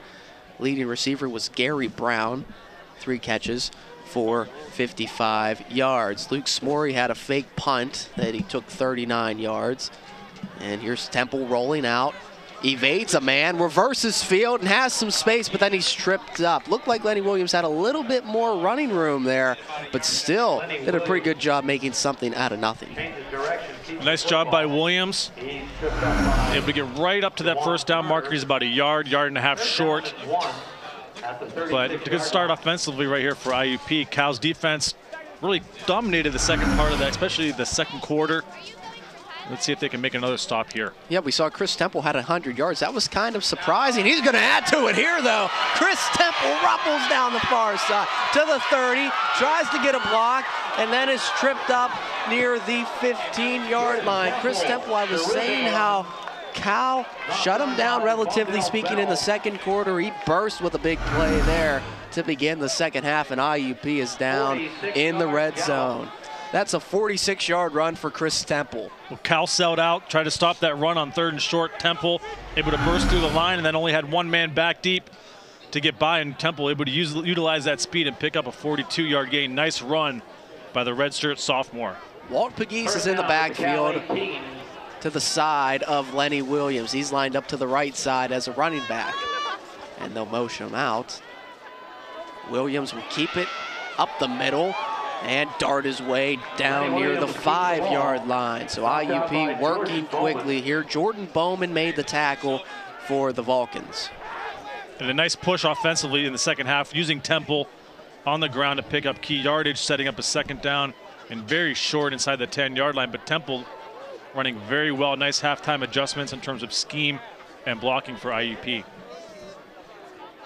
It's a 2nd down and 1 for the IUP Crimson Hawks. Temple's back in the game, and he will not get it with Williams keeping on the read option. Williams trying to break away, and he is finally dropped. Corey Bopp has been active, tackle number 6 for the linebacker, and he's not a starter. He's filling in here today, Eric. Yeah, very nice job by Bopp. Coming in, open field tackle on Williams, grabbed that ankle, wasn't going to let go. And you talked about it, Josh. In these types of games, these rivalry games, it's a lot of times the guy that you don't anticipate stepping up and making a difference, and Bopp is doing that today. 3rd and 1, Temple, he's going to be right near the marker. Referees converge, and he's close here, Chris Temple. Jordan Bowman made the tackle. Cal signaling it's a 4th down. Looks like they're going to measure here, and they will. And that gives us some time to talk about some of the injuries, because there were injuries for Cal. We mentioned Bopp filling in for Rapchick. IUP's got some injuries of their own. Chris David is out. Matthew Moad isn't playing. Luigi is out.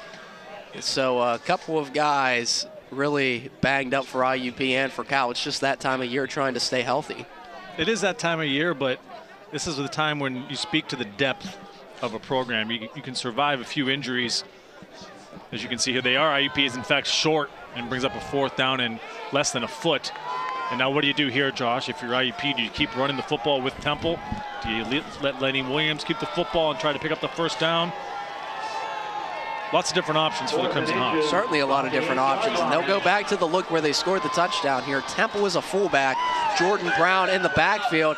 If they would snap the football, they would have got a penalty, but Cal gets a timeout, so we'll step out and digest that play when we come back. We'll be back on IUP TV. Greetings, I'm Dr. Jerry Pickering, chairman of the Allegheny Arboretum Board at Indiana University of Pennsylvania. The Allegheny Arboretum was established in January of 2000 and consists of the entire 354 acres of the IUP campus. An arboretum is a living museum established for the growing and effective display of trees, shrubs, and vines. The intent of the Arboretum Board and IUP is to establish a public arboretum that is integrated into the Indiana community and to develop a regional arboretum for Western Pennsylvania. Enjoy our beautiful campus and watch a Crimson Hawks view of the Allegheny Arboretum at Indiana University of Pennsylvania.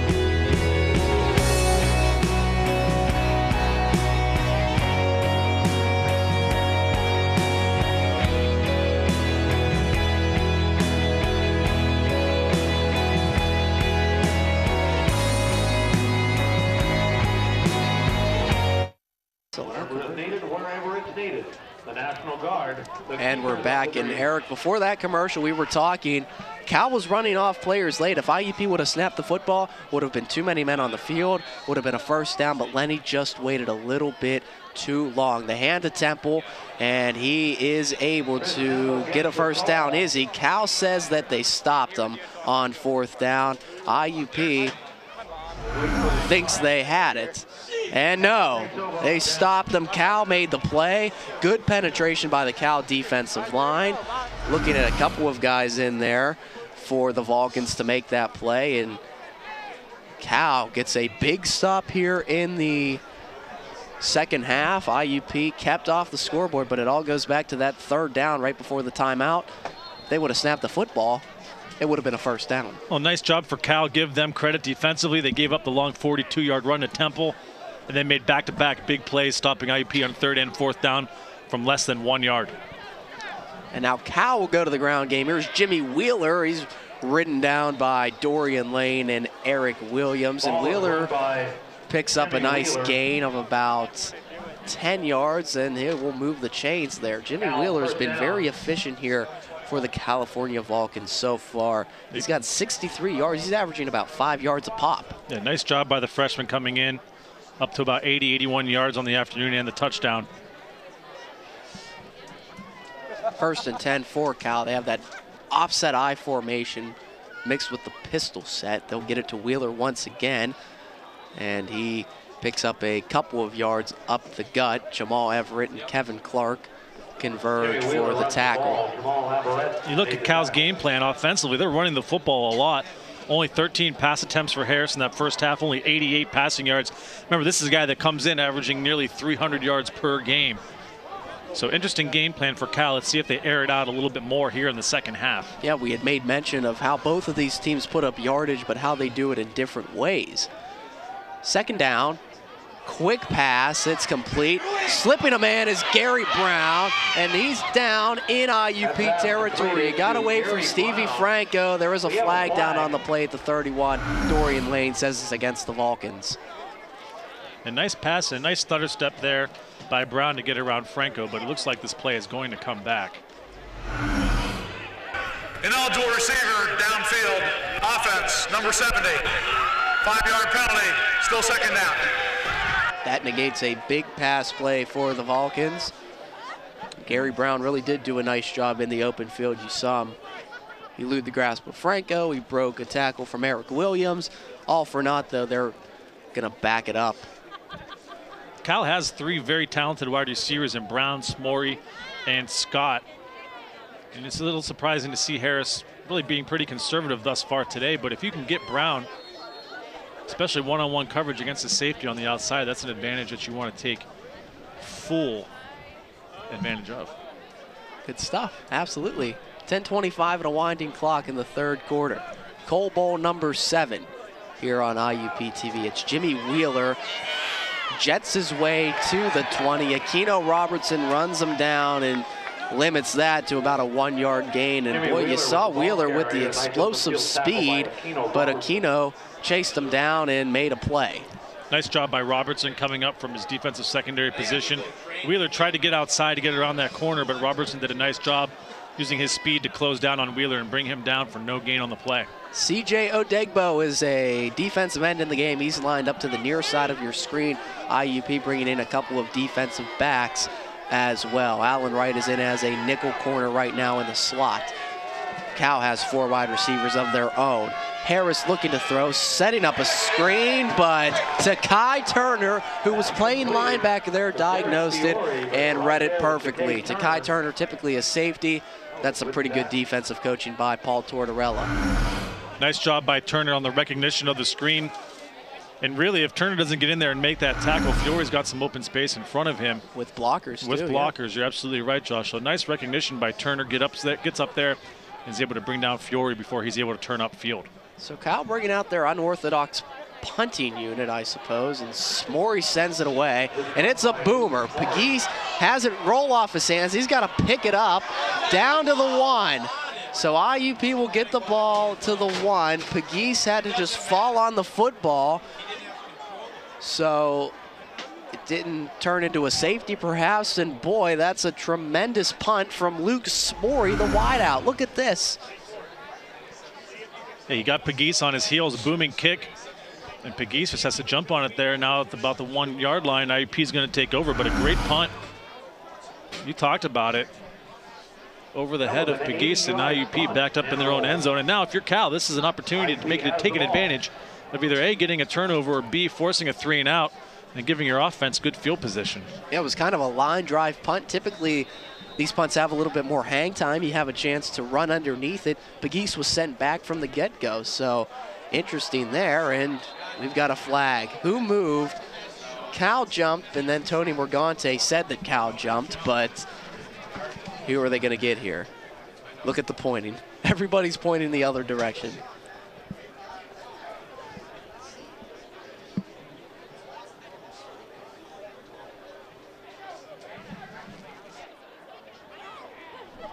And that punt, by the way, by Luke Smorey was 80 yards. So that's called flipping the field. Yeah, pretty good. Pretty good stuff there. Referee's still talking about this, and we'll finally get the call. I think it's going against IUP from the reaction of Cal. False start, number 65, offense. Heads distance to the goal, still first down. Well, the positive thing for IUP is there's not much room to go backwards. Take a look at the upcoming schedule for the Crimson Hawks, and it doesn't get any easier after this. They've got 3 of 4 road games. Their final home game is November 7th against the Gannon Gold Knights, but next week it's Slippery Rock in a PSAC West clash. So you look at IUP's 2 biggest rivals, you'd have to say Cal U and Slippery Rock, and they get them back-to-back. So no rest for the wicked as far as the IUP Crimson Hawks are concerned. Temple has to drive his legs just to get out of the end zone and maybe picks up a yard. IUP just has to get a little bit of breathing room here, Eric. Yeah, you want to try to get a situation where you're off of your own end zone to give yourself some breathing room. But Cal, again, does a nice job of stuffing the holes and preventing Temple from getting anywhere in terms of the ground. And now you have a 2nd down and 10, and you have to be conservative here too with Williams. Remember, just a freshman quarterback. Yeah, tough situation for IUP right now. Temple, he's able to break a tackle, trying to pick up a block. It is down. That's breathing room for the Crimson Hawks as Temple gets into the 2nd level. Aaron Terry made the tackle, and that's exactly what the Crimson Hawks needed. Nice play. Off tackle by Temple, gets upfield, able to make men miss. And just like that, that's what Temple brings you, that big play offensive capability. Another play of over 20 yards for IUP. Call it 22 on that one. Temple had some space, picks up about 4 yards though, and Temple was really close to breaking that one as well. And that's the thing with Chris Temple. He just wears you down. Pretty soon he's going to break one, and he's had a couple of big runs. Take that 32-yard touchdown, for example, but he's going to come out. Shannon Jackson is in for the IUP Crimson Hawks. You see Sean McVeigh is a wide receiver, number 10. He's back in the lineup and has been for a couple of weeks. One of the most veteran wide receivers on this team is Sean McVeigh. Williams hands it off to Shannon Jackson. Really nowhere to go. Cal strung it out pretty nice. Chaz Veal made the tackle. Veal made that interception I said at the very beginning of Chase Hazlitt in 2014, that Coal Bowl game. IUP was jiving. Veal really saved the Vulcans from disaster and sealed that win for them. So a late interception in the end zone or in the red zone to seal that win. Good win for Cal. Veal's been active for the past couple of years as a defensive back for the Vulcans. 3rd down and 5 for the Crimson Hawks.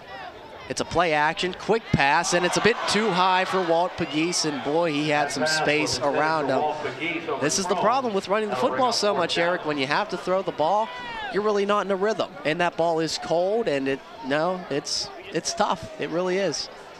Williams had Pegues open on the slant, coming back towards the middle of the field, as you're going to see here on the replay off the play action. Did he ever get a good grip on that? It doesn't look like it. Looks like there's a little miscommunication between Williams and Jackson, but still got to get that throw down. Pegues had definitely had the 1st down and had room to roam, as he only had the safety to beat. Cal has had multiple block punts in 6 games, and they almost blocked another one since 2012. IUP has to down it, and this pressure is really doing good things for Cal because Spangler has to rush. He's not able to step into the punt as much as he typically would be. When you look at Jordan Spangler, he's got 3 punts. He's only averaging about 26.5 yards per punt, far below what he's typically used to doing. And you flip that, you counter that with the 80-yard punt by Cal on their last possession. Yeah. Wow. And even though IUP, this is where it comes into that Temple run, even though they didn't get any points out of that big run there to push them out of the end zone. And now you look at Cal offensively, they're starting on their own side of the football field as opposed to starting in Crimson Hawk territory. Brandon Norfleet said it in his keys to the game. Temple run, and that pass is tipped and almost picked off. Kawan Scott was the intended receiver. Ronald Womack was in the area, as was Takai Turner and Eric Williams. But Brandon said Temple run is a big key, and it has been a big key. And perhaps the most important player on the field today has been Chris Temple.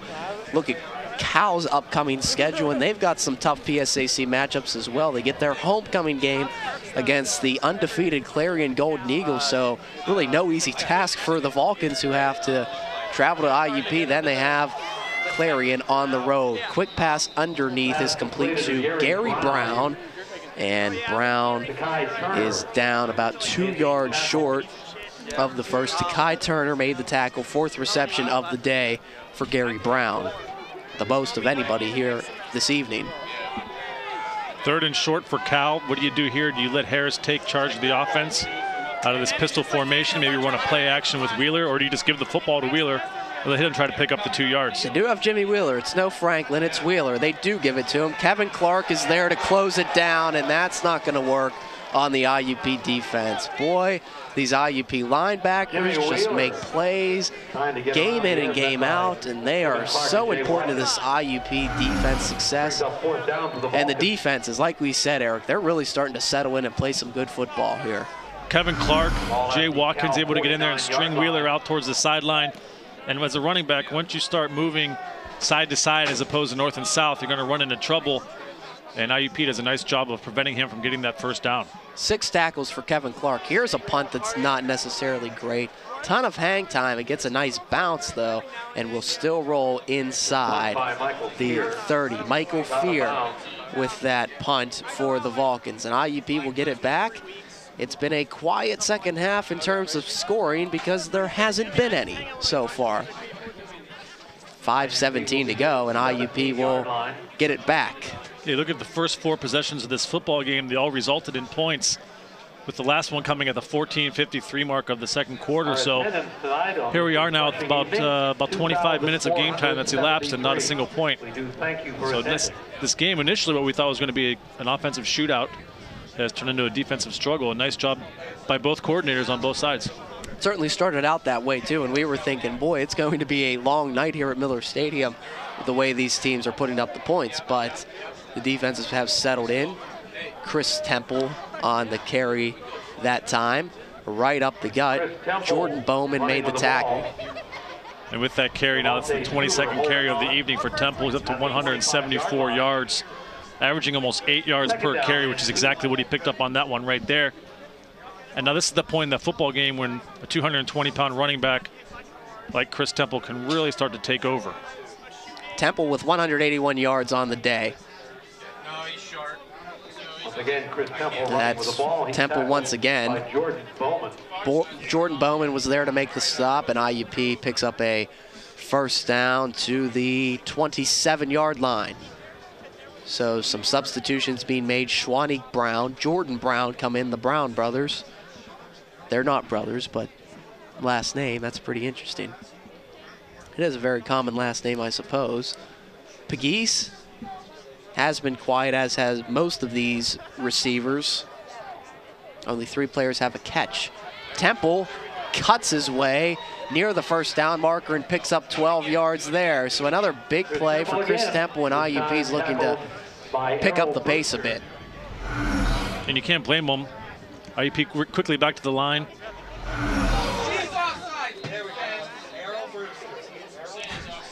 Look at this. I think there's an offsides penalty here. We'll see. Nope, false start. Offense, 5-yard penalty. Still first. The IUP coaches were saying offsides, but there's been a couple of plays where it's been close. Could really go either way. IUP picks up another penalty, and that's their 4th of the day. Yeah, pretty clean game both sides in terms of penalties. Doing a nice job. A couple of pre-snaps, those are going to happen. Draw play for Williams. He has a block, but is brought down. Chris Temple wasn't able to hold his block long enough. Williams running with the ball. He's pulled down and Devontae Suber, the very talented linebacker, makes the tackle. Nice tackle in the open field by Suber. Able to get Williams by the ankle. He wasn't going to let go. And now you're looking at really a minimal gain, a 3-yard gain for IUP as they continue to move that clock, though. We're down to 3:30 in the game. Williams keeps it. He's got space, and Williams is dropped short of the marker. Coach Signetti wanted a horse collar tackle. Running with the football, pulled down by That's a couple of designed runs we've seen here in the last few plays for Williams. Something to pay attention to here over the last about 18 minutes of this football game. Brendan Blair made the tackle, number 5 for the Vulcans. Check that. That wasn't Blair. He was in the area. Cameron Tarver actually made the stop. But Brendan Blair is a linebacker in the football game right now. Here's Temple up the chute. Lowers with the shoulder and picks up the first down for the Crimson Hawks. So another third down conversion for IUP. And here we go. They're moving fast once again.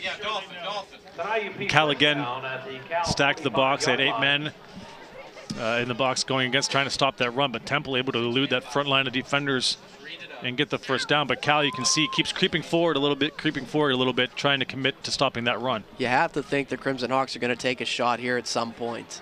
Williams has some space, and boy, that's Lenny Williams there.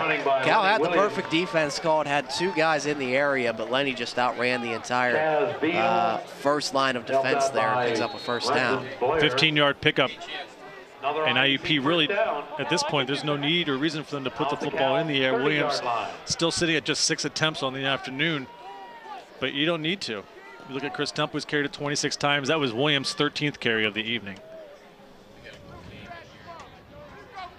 Temple inside is stacked up early, and Errol Brewster is there to make the play. The former IUP Crimson Hawk, Errol Brewster, makes a play from his defensive end spot. Second down and 8.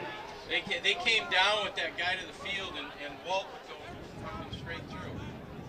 And Williams on the day, he's also over 100 yards rushing, 13 carries, 128 yards, averaging almost 10 yards per carry. That's going to help him improve on that conference leading average yards per rush he had coming into this football game. Temple has gone over 200 yards now at 204. He's in the game right now. Williams hands off to Temple. There's a flag down. Temple picks up a first down. Terry brought him down. There's a flag at the line of scrimmage.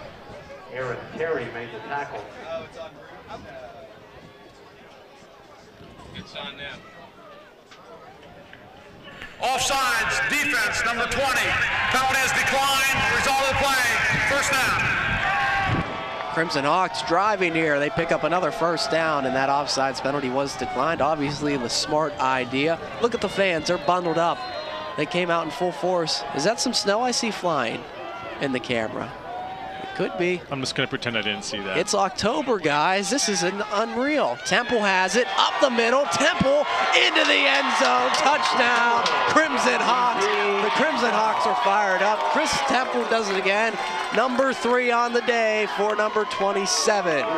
Big hole on the left side. Temple is able to exploit it, as you'll see here on the replay. And he's able to cut upfield. A nice downfield blocking as well by Walt Pegues and Brown in the end zone. I did see something on that replay that I didn't see initially. Jordan Lurdani, he was kind of in no man's land. He had to make sure he accounted for Lenny Williams and stayed with him. And that gave Temple the seam he needed. If Lurdani committed to the running back. And penalty on Cal. But Lurdani had to commit to both, and he committed to Williams.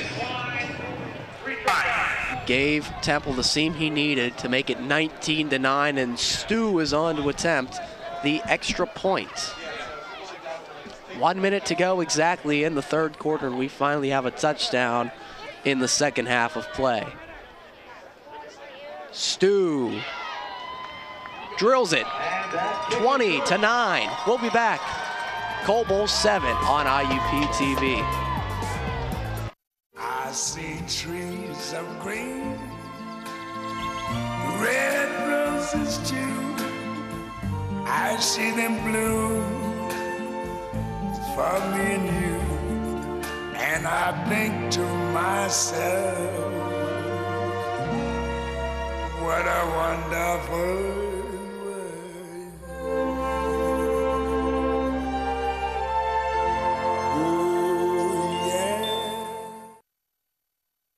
Ever since I can remember, I have loved theater and I have loved acting. I also have a passion for working with kids with special needs.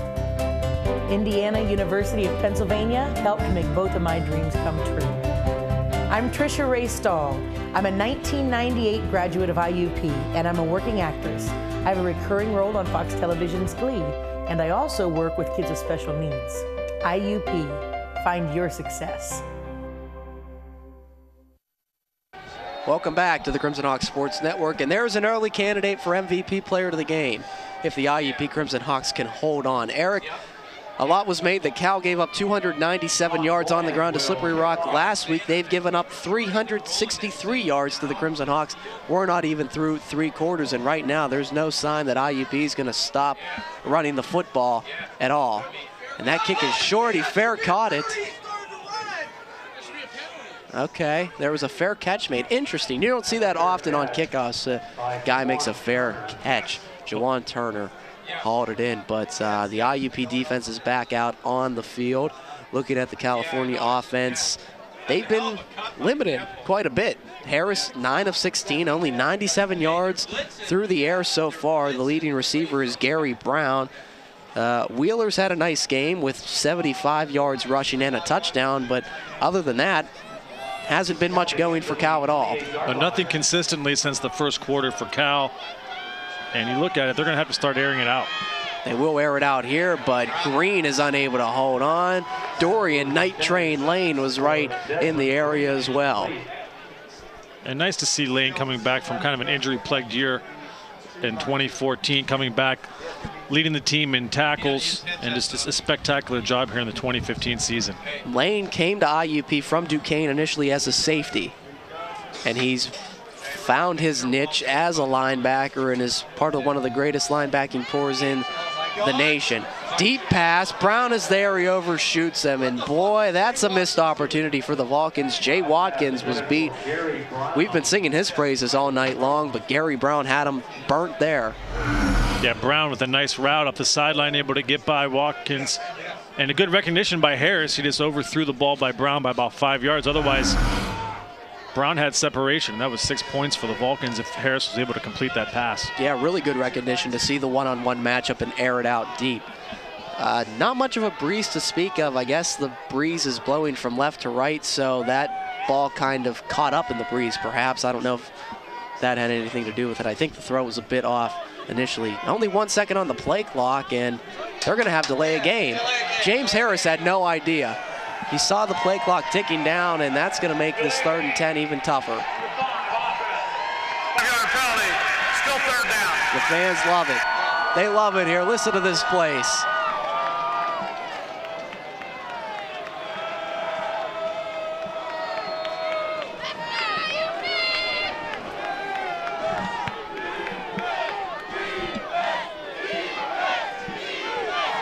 .55 seconds to go in the 3rd quarter.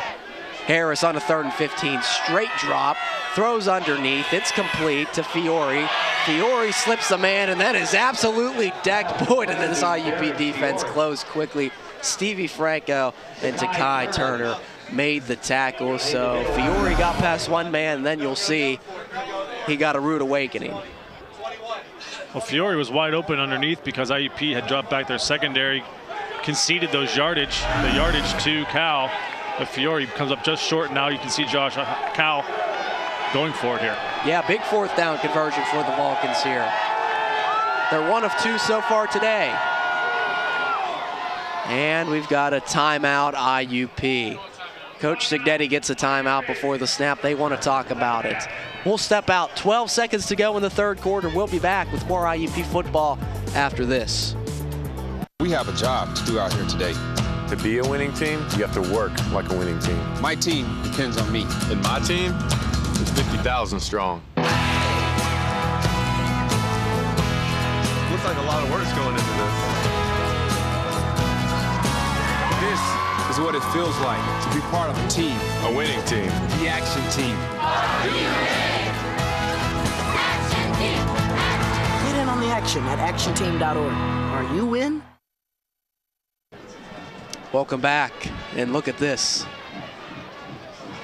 Do I even need to say anything, ladies and gentlemen? Snow in Indiana, the 7th annual Coal Bowl, and it's a chilly one here today.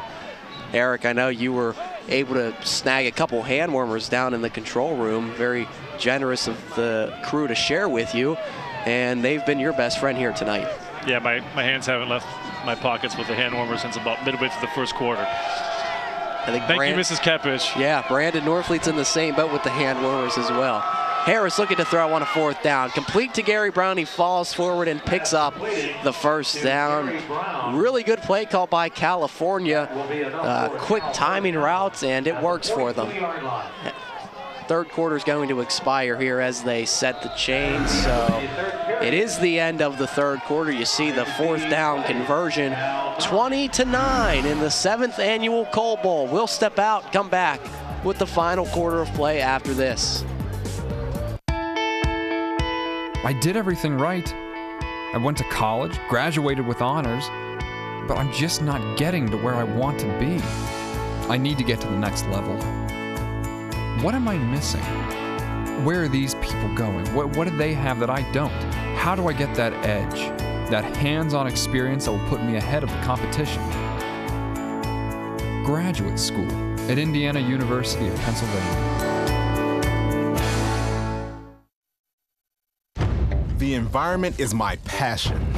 Every day, I live for the outdoors and all of its challenges. That's why I enlisted in the Coast Guard.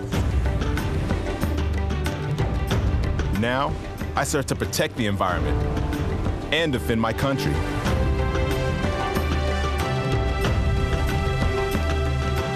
It's like I was born for this. Were you born ready for a greater challenge? Find out at GoCoastGuard.com. Back on the Crimson Hawks Sports Network. 4th quarter of play. Harris looks to air it out. He's got Gary Brown, and he hauls it in with a diving catch. James Harris to Gary Brown. It seems like he's the deep threat. We spotlighted him in pregame, and for good reason. That's a nice pass play to begin the 4th quarter. Cal being more aggressive with their pass game in the 2nd half. That's the 3rd or 4th shot downfield that Harris has taken, this time able to connect with Brown. And Cal quickly now, beginning of the 4th quarter, here they are set up shop, 1st and 10 from the IUP 20. 38-yard pitch and catch from James Harris to Gary Brown. Harris hands it off to Jimmy Wheeler, and Wheeler is ridden down by Dorian Lane. Couple of yards on the play. Takai Turner also in on the stop, and you see some of the depth. DeAndre Easterling is in the game. He's rotated with C.J. Odegbo and others. Jeff Palmer is in along the defensive line. We haven't heard from Kawan Scott in a while, though. It seems like the last couple of pass plays have gone Gary Brown's way. You see IUP's got Slippery Rock next week. That game's on Sports Fever TV. Pitch and catch, and Brown can hold on. If he would have caught it, it would have been 6. He had the feet down, just couldn't corral the football, and I think Brown was really concerned about making sure he was in bounds there, kind of lost focus. Yeah, Brown did a nice job, was able to get to the corner of the end zone past Allen Wright. Harris found him, he put the ball right there. Brown just not quite able to haul it in, and you're right, Josh. He was a little close to the sideline there in the end zone. That might have been creeping into the back of his mind. The throw was just a touch long. Brown had to outstretch himself. Still a catchable ball nonetheless, but Harris could have put it maybe a little bit better to him. Missed opportunity for the Vulcans for sure. Harris looking end zone once again, and it's picked up. No, it's not.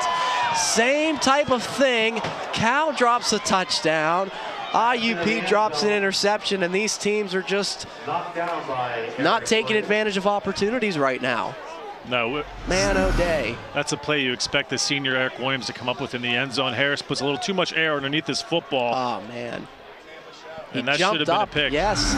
It was right in his breadbasket.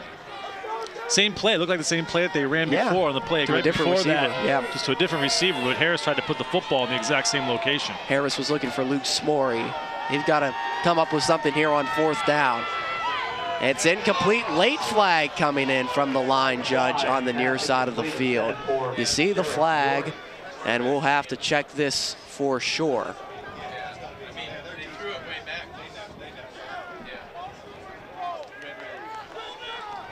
Looks like this is against the Vulcans. I think it has to be almost. Holding, number 77, offense. The penalty is declined. First down. Penalty is declined. You see the hold on Karan Gibson. Good job. They were looking underneath, and apparently that's a good job. Certainly was. It's a great job from the IUP defense. Well, that's what Karan Gibson gives you. He's a senior And even though he maybe not necessarily makes a play that comes up in the stat line, he forces two. He's going against a double team and still draws a hold and able to force Harris outside the pocket and make an errant throw. That's what he does. Temple is bottled up. Chris Temple nowhere to run. Tyler Haddock was there to make the tackle for California. The sophomore, 6 foot, 300-pound defensive end, the big guy, makes the stop. You have to figure now as we approach just under 13.5 minutes left to play, and it's a 2-possession football game, you got to think IUP is going to give the football to Chris Temple an awful lot here over the last 13 and change of this game. It's been the game plan all day. No need to stop. Temple spins past one tackle and is down near the 30. Couple of flags in on the play, and we'll hear from the official once again. Just want to update the penalties here before they make this call. IUP with 4 penalties so far, Cal only with 3. So as you said, it's been pretty clean. Offsides, defense 29. Also holding, offense number 60. The penalty's offset, replay, third down. A couple of offsetting penalties will replay the down here, and you saw the penalty early on, and then as Temple was running, the flag came in as well. So they will offset those penalties. Back to it, 2nd and 12 for the Crimson Hawks. They're backed up a little bit on the 16-yard line. Still a lot more room than they had earlier in the game. Remember when they were backed up to the 1 on that 80-yard punt from Smorey. And no rush offensively here for IUP. Temple has the football, and he is dropped. Chris Temple running with the ball. So that is Chris Temple. He's carried the ball a lot here today. They've handed it to him over 30 times. 31 carries today for Chris. And you look at the balance for the Crimson Hawks in terms of rushing. 45 rush attempts on the day. 43 of them belong to either Temple or Williams, who has 13 carries himself. So it's easy to see who they are relying on in terms of picking up yards and looking for first downs. I don't imagine that to change very much as we enter into the last 12 minutes. And Luigi Listabrinza was technically the #1 running back. He's been hurt the past couple of weeks, and IUP's going to need to hurry. Williams has no clue, and they need to call a timeout, and they do. So IUP has 1 timeout to go. We'll take one with them and step out for 30 on the Crimson Hawks Sports Network. To compete for a championship in stadiums full with cheering fans and families. To give back. To say thank you for your support. To learn, grow, and prepare for the future. Ask any NCAA student athlete what they want, and this is what they'll tell you. Ask these student athletes, and they'll say with pride, I chose Division II.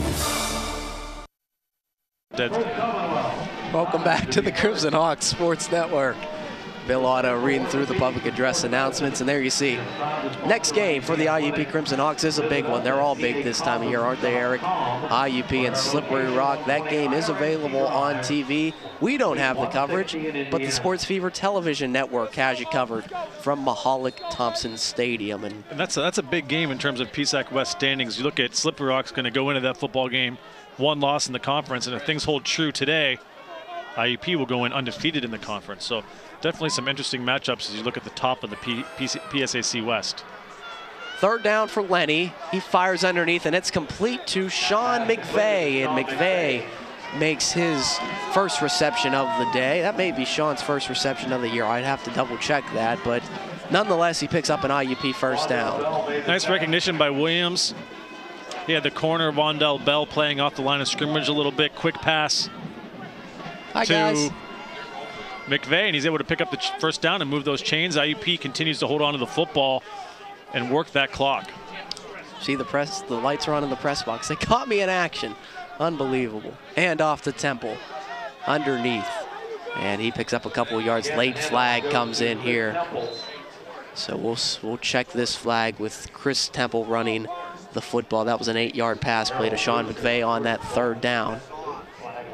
IUP's been pretty good on 3rd down, 5 of 9. Not terrible. Through the run, holding, number 59, offense, 10-yard penalty. Repeat, first down. So another holding penalty on the IUP Crimson Hawks. And yeah, that was Sean McVay's first reception of the year. I had to get it. I had to check and see. But it is. He's been in and out of the lineup, certainly. Sean's battled a couple of injuries here at IUP. Coming from Florida. Yeah, coming from Florida, I'm sure it's a cold one out there for him now. So I'm sure it felt good to get in on the action a little bit. Ball's on the right hash for IUP. And fumble on the play, and I think Temple fell on it. No, Cal says they haven't. We've got to fight for the football.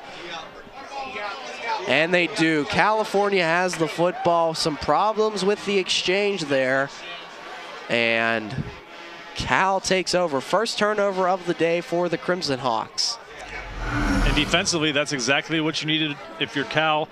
Sloppy handoff from Williams. Temple's never actually able to grab onto the football. And the Vulcans do a nice job of jumping on top of it. And now you look at it, first down, the 20-21 yard line for Cal. This is an opportunity for them to get right back into this football game. Plenty of time left. This is a quick strike offense. Let's see what they can do. But a nice job defensively by Cal. They come up with a stand when they need to. They force the turnover, and they give their offense an opportunity to score. Certainly do. Lenny put that ball a bit too far for Chris. You got to put it in that breadbasket. He put it on his outside arm. They'll set up a screen to Gary Brown again. Brown spins past one line of defense and is dropped out of bounds near the marker. And the late flag comes in. Cal wanted it, and they're going to get it. And they're going to add some more to that screen pass to Gary Brown. Things getting intense here at Miller Stadium here tonight. 20-9. This is close. After the play, personal foul, late hit out of bounds, number 5, defense. Half the distance to the goal, automatic, first down. So put Cal half the distance to the goal on that one, and you'll see it right there, that little shove. After a couple steps out of bounds, Turner's got to be smart there. You can't keep forcing the receiver out of bounds and throwing him down to the ground like that. But nice play by Brown. He's able to get out in the open field off that bubble screen and pick up about 8 or 9 yards before the penalty. Full house set for the Vulcans. Jimmy Wheeler's in the backfield. They hand it to him on the right side. Wheeler running with the football was hit initially by Dorian Lane. Lane didn't wrap him up, and Wheeler is down near the 1 yard line. They'll mark it just shy of the 1 yard line. Cal moving quickly, another full house. So all 3 running backs on Cal's roster are in the game right now. Wheeler again, Franklin trying to pick up a block. Wheeler is hit and dropped short of the goal line. Nice work by Dorian Lane to wrap his arms that time. Nice job moving to his left lane. Able to come up and make the hit on Wheeler, stops Wheeler. And now you have a 3rd down and 1 from the 1 yard line, 3rd and goal from the 1 yard line. And this is where we've seen Cal before. They go to that bootleg. They try to bring the tight end. Desmond Green, they look for him on the play action. So let's see what they do here. If you're IUP, you've got to be aware of that and look for both. Although Cal's going to call a timeout here. Cal will call a timeout. 9:49 to go. The Vulcans are knocking on the door. Will the Crimson Hawks answer? We'll find out after this break. All your professors, all of them, they know that all it takes is one dreamer with passion, one person, and they hope in each of you that you might be that one who makes a longer lasting light bulb, who writes music for the ages, who reaches into the mind and discovers a new star and who can change the world of a 5th grader. We're gathered here to hope in you.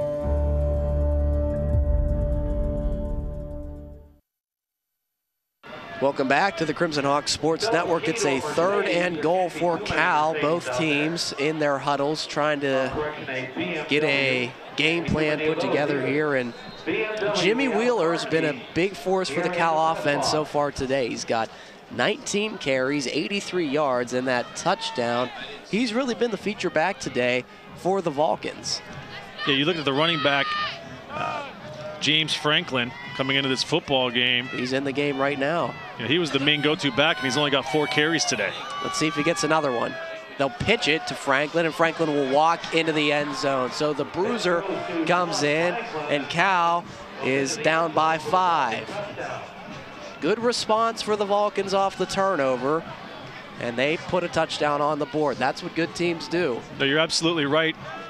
The defense generated the opportunity, but the offense still had to finish the job and put it into the end zone. And they do exactly that. And now you look at it's a 5-point game. You got to think Cal's going to go for 2 here, try to get back within a 1-possession game, just make it a field goal difference.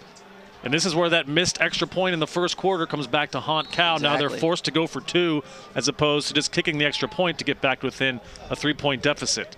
Kawan Scott runs on late. Derek Fiore is the tailback to the left of James Harris. Desmond Green's lined up to the bottom of the screen. They'll try to work a fade pass to him, and he can't hold on. Jay Watkins was there.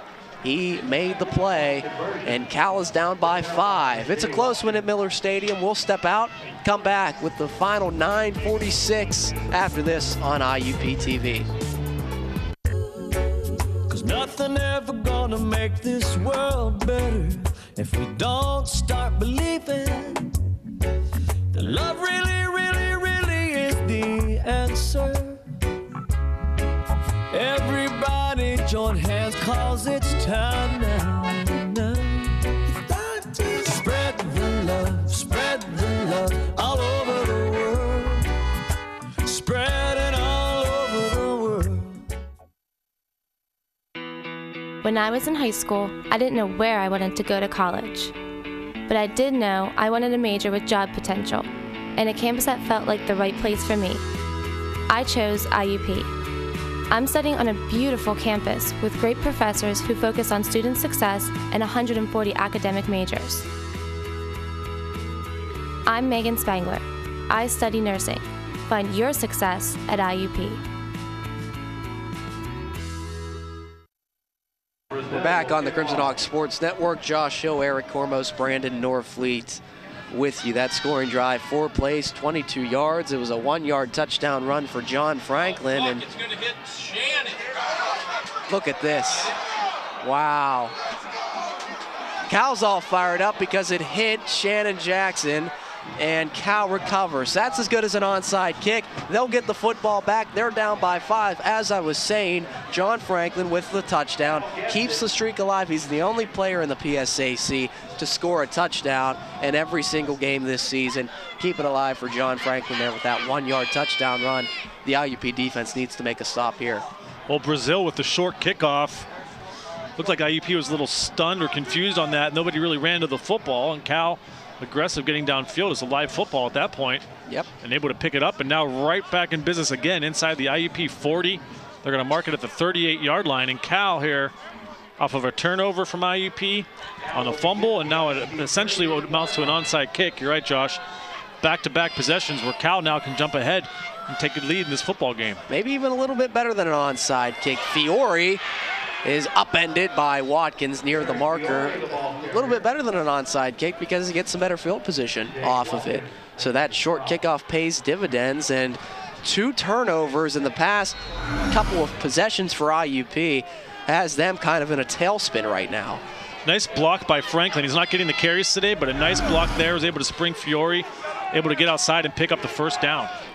Harris looks to put the ball in the air, airs one out deep, and it's incomplete. Good coverage by Mikael Makel, the freshman lined up against the very talented Kawan Scott. And Scott with the size advantage there. Scott's at 6'4". And Harris recognized that difference, that height difference, tried to put the football up in the corner, let Scott go up and get it. Unable to do so, but you can see Cal offensively being more aggressive here in the second half. Harris throwing the football more and looking for those mismatches. 2nd down and 10. 9:20 to go. The Vulcans have the football. It's a bootleg for Harris. He throws underneath. It's complete to Brown, and he makes the catch and drops himself out of bounds at the 14. First down for the Vulcans. They'll move the chains. Harris is a very competent quarterback when Yes, he's rolling out to his right.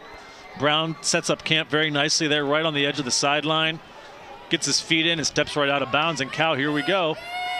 1st and 10 from the 15. You see why these guys put up so many points and so many yards. So many weapons for them. Here's Wheeler. Breaks 1 tackle and backs his way down near the 10. Jeff Palmer brought him down, and this is eerily similar to 2012 because IUP was up late. Nadir Brown scored an 80-yard touchdown. Cal missed the extra point to take the lead, so it was 24-23 at that point. They got an onside kick, drove it down, kicked the game-winning field goal with 3.5 seconds to go. Maybe not exactly the same, but reminiscent, I suppose, of 2012. These teams have played some great games over the years. Wheeler spins past Turner and is dropped near the marker. He was going to be about a yard short here, and it's a 3rd down and 1 for the Vulcans here, and IUP is going to need to make a stop sometime here on this Cal defense here in the red zone. You know what's impressed me the most today about Wheeler, Josh, is the fact that he's 5'8", 175, but he always falls forward. He gets hit and he's still able to move forward and get a couple extra yards. Usually running backs that small, they get hit, they go down, but Wheeler's got excellent lower body strength. He's a tough runner for sure. Harris looking to throw underneath. Is it caught or is it picked? What happened there? Mikhail Makel there to make a play. No signal from the officials. The officials have not made a call yet. Gary Brown was the man they were looking for, and we've got a conference here. Crimson Hawks have the football. The freshman, Mikhail Makel, makes the play, and that's a big one for IUP. Takes away the threat of Cal scoring, but a nice play by Makel. Nice recognition, able to get on the inside of Brown. And ball goes right through Brown's hands, and Makel able to come up with the interception. So give him credit. He stuck with the play. Harris threw that ball in there really hard and just went right through the hands of Brown. Yeah, it looked like, look at Paul Tortorella talking to the field judge right now. He's sharing his thoughts with them, but it looked like Brown had the best opportunity for that football. He did have inside positioning on Makel, but in the end, the fastball from the former baseball player was a little bit too hot to handle. Makel makes the interception, but IUP does have to be wary here. They're backed up deep in their own territory. They need to get some yardage. Similar to last time, they'll feed Temple, and he is stopped at about the 2, so give him 1 yard. Aaron Terry was there to force the issue, and IUP was pretty close to getting a safety there. We saw it pretty good from our angle, and look at this. They're going to bring in Jamal Everett as a blocker here. They brought in Karan Gibson last week. He came in as a blocker just to get a little extra beef in the football game. Now it's Everett. IUP also runs on Jason Inks, number 76, to play on the offensive line. So they hand it right to Temple, and he falls forward to about the 4-yard line. We'll bring up a 3rd down for IUP. They're 5 of 9 so far today. 3rd down and about 7 now you're looking at for IUP, and this is where Lenny Williams, do you trust him? Do you let him put the football in the air? Or do you keep it on the ground with Temple and let him keep running the football? And if you're Cal defensively, hey, you get a stop here, you force IUP to punt from their own end zone, more than likely you're going to start your next possession in Crimson Hawk territory, and you're right back in business again. So a big play for both teams, offensively for IUP and defensively here for Cal. Jordan Spangler down, getting a couple of punts in with the practice net here right below us on the IUP sideline. We've got a timeout on the field. Who called it? I think it was IUP. Yes, they do. So we'll step out, 6:23 to go, and we've got another classic brewing in the Coal Bowl. We'll be back on IUP TV. Happy birthday! Thank you, dear, very much. You're welcome. Thank you. You make me feel so young. You make me feel so spring has sprung. And every time I see you. You're not fooling anybody, you know. Think young. Pass it on. A message from the Foundation for a Better Life. Welcome back. And I looked on my Twitter feed during the commercial because it's 2015. You can't not be connected. And I see a nice tweet from Anthony Shear, who was a former broadcaster for us here on the Crimson Hawk Sports Network, commending our work, Eric, which is good. Not a lot of times we get compliments. Normally it's the other way around. So whenever someone says something nice, certainly means a lot. IUP needs something nice to happen to them here on a 3rd down and 8. They have to get to the 12-yard line, and They haven't been able to throw the ball much. They'll just run it. Brewster makes the play, and he's stopped at the 2 or 3. Cal makes a nice play, and they've been so close to blocking the punts. Now would be a time to really send the house, Eric. 2 blocked punts in the fourth quarter last week that they turned into touchdowns. We saw a deflected punt earlier in the first half of tonight's football game, and you touched on it earlier, Josh. Crimson Hawks the Vulcans with multiple blocked punts in games this season. So definitely, and you know they're going to be coming after it. Spangler with a short end zone here. They're going to be coming after this kick. They tried to blitz off the edge there. Terry has a chance. That's Aaron Terry down the right side, cuts back across the middle, and is down inside the 30 to about the 26. So the Vulcans have a chance with 5:33 to go to take the lead on the IUP Crimson Hawks with a touchdown. IUP started out this football game down to California 7-6. Then they scored a touchdown. Cal took the lead back, then IUP scored a touchdown, scored another touchdown, and then Cal's cut it back as well. It's been competitive. It has been back and forth. Seems like these two teams always play close games, and we've got another good one here. Night game at Miller Stadium. Franklin is hit pretty hard by Eric Williams, but Franklin does a nice job to pick up about 4 yards on first down, and Williams is holding his knees. He's hurt. There's a big collision between Franklin and Williams there. John Franklin, 6 foot, 225-pound running back, and they met pretty hard. Take a look. You can see Williams comes up and gets the tackle and got up a little wobbly. Might see him go into some sort of concussion protocol here. Get him checked out on the sidelines. He got up and you could see he was woozy off of that hit. It was a helmet to helmet. They both collided on the hit, and Franklin's a big running back. So they will go through the protocol with Eric Williams, and that's a big blow to the IUP defense. Good thing they have Takai Turner, who's a very capable safety in his own right, to take his place. He was the starting safety last year for the Crimson Hawks.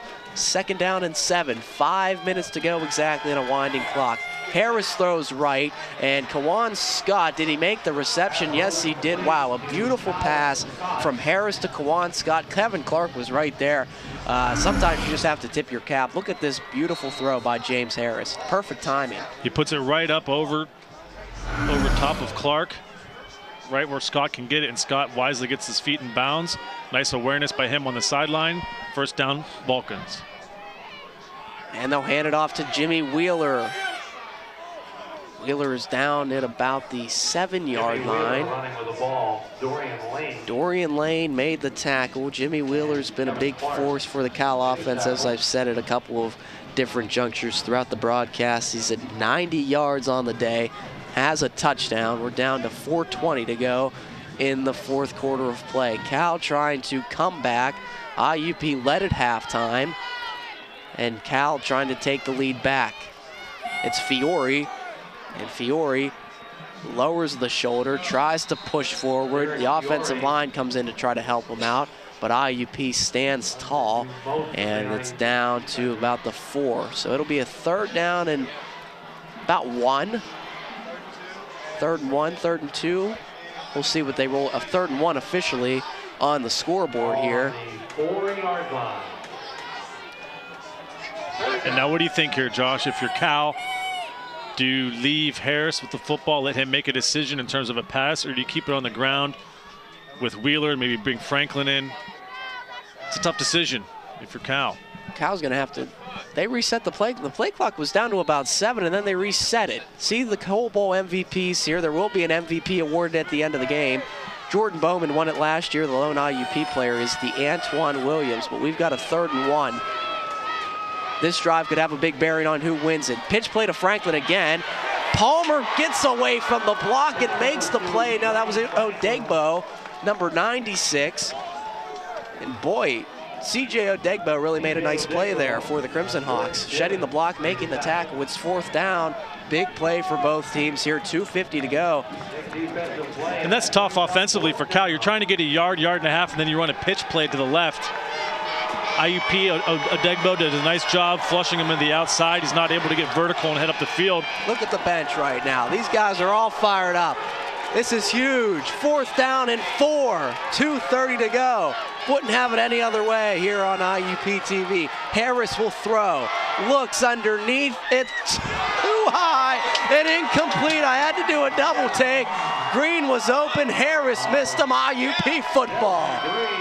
Nice job by the Crimson Hawks, stifling the drive for Cal. But now on the flip side, you have to look at this now for IUP. Offensively, you're down to 0 timeouts. You've used them all in the replay here. Green, you're right, Josh, was wide open in the end zone. Just not quite able to come up with that acrobatic catch. But hey, give credit to Cal's defense. They've made 2 big stops, forced a turnover, converted that into a score, got the onside kick. So let's see what Cal can do here. They're down to just 1 timeout. Exactly. So if IUP is able to pick up 1 first down, they can keep the football on the ground and run out the clock. Wonder who it would be. I'd have to think Chris Temple. He's got 240 yards on the day. Lenny keeps it. And Lenny Williams is down with a nice gain on first down. He stays in bounds, which is big, as we tick down near the 2-minute mark. And if the IUP Crimson Hawks are able to come away with a victory, I would cast my MVP vote for number 27, Chris Temple. I don't know about you. Still a lot of game left. Cal still has a chance, but I'd have to think it's either Chris Temple or Jimmy Wheeler, the 2 tailbacks. They've been phenomenal here today. They made a lot of plays. IUP not wasting any time here. Down to 5 on the play clock, and they snap it with 3. Handoff in the middle to Chris Temple. He's bottled up relatively quickly. Give him 1 yard. Do want to update some defensive statistics here. Corey Bopp has 10 tackles today. Aaron Terry has 9, and Jordan Bowman has 9 as well. Kevin Clark leads the way for IUP with 9 tackles. But right now, the IUP defense is on the sidelines trying to let the IUP offense go to work. It's dance. Time to dance here. Crimson Hawks will be doing some dancing if they can hold off Cal for this last minute and 28 seconds. We'll keep it here, and they reset the game clock rather to 1 minute and 32 seconds. We mentioned Cal. They've got their homecoming game next week against Clarion. For the IUP Crimson Hawks, it's on to Slippery Rock. Their final home game and our final broadcast of the 2015 season comes your way November 7th. So 2 weeks off for us to recharge the batteries and hopefully live back a tremendous game. It's been a phenomenal game here at the Cole Bowl.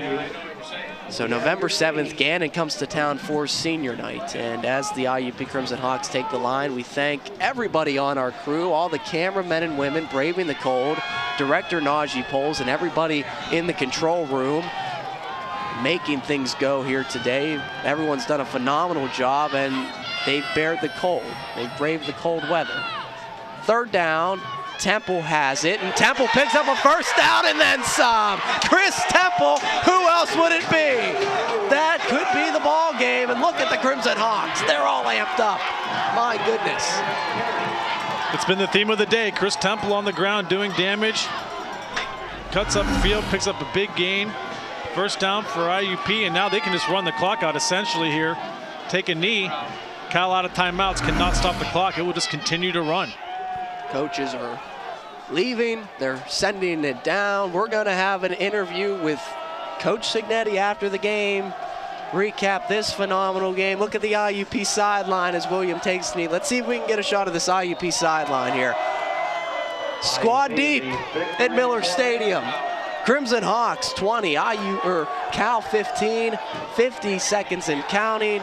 Crimson Hawks just have to knee the ball down a couple of times to seal this Cole Bowl victory. And you look at the Crimson Hawks, Cal's a good football team. They're going to drop to 4-3 on the year. IUP, they've been white hot 5 in a row for the Crimson Hawks. We will send it down to Coach Kurt Signetti.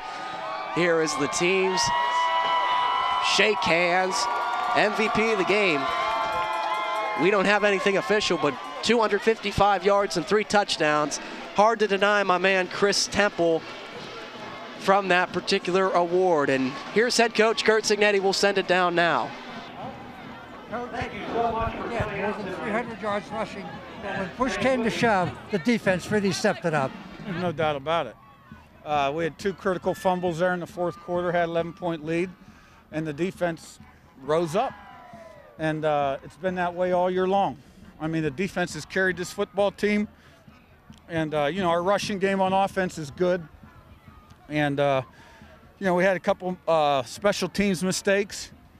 And but our backs were against the wall in the fourth quarter. It was unbelievable how the defense just kept coming back. And that 3rd and 3 at the end, that was a big play because we couldn't give them the ball back. So, it's a great team win, a lot of adversity. I'm glad we had some adversity like that.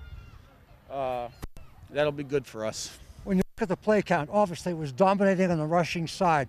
Did the weather have anything to do with their not calling as many passing plays? Well, it was cold, it was windy. When you're against the wind, it's a little tougher. We were having success with the run. We came out at the second half thinking we had to throw the ball a little bit more, but then we got the running game going and got the 11-point lead. So we're going to have to throw the ball more, yes. That's coming.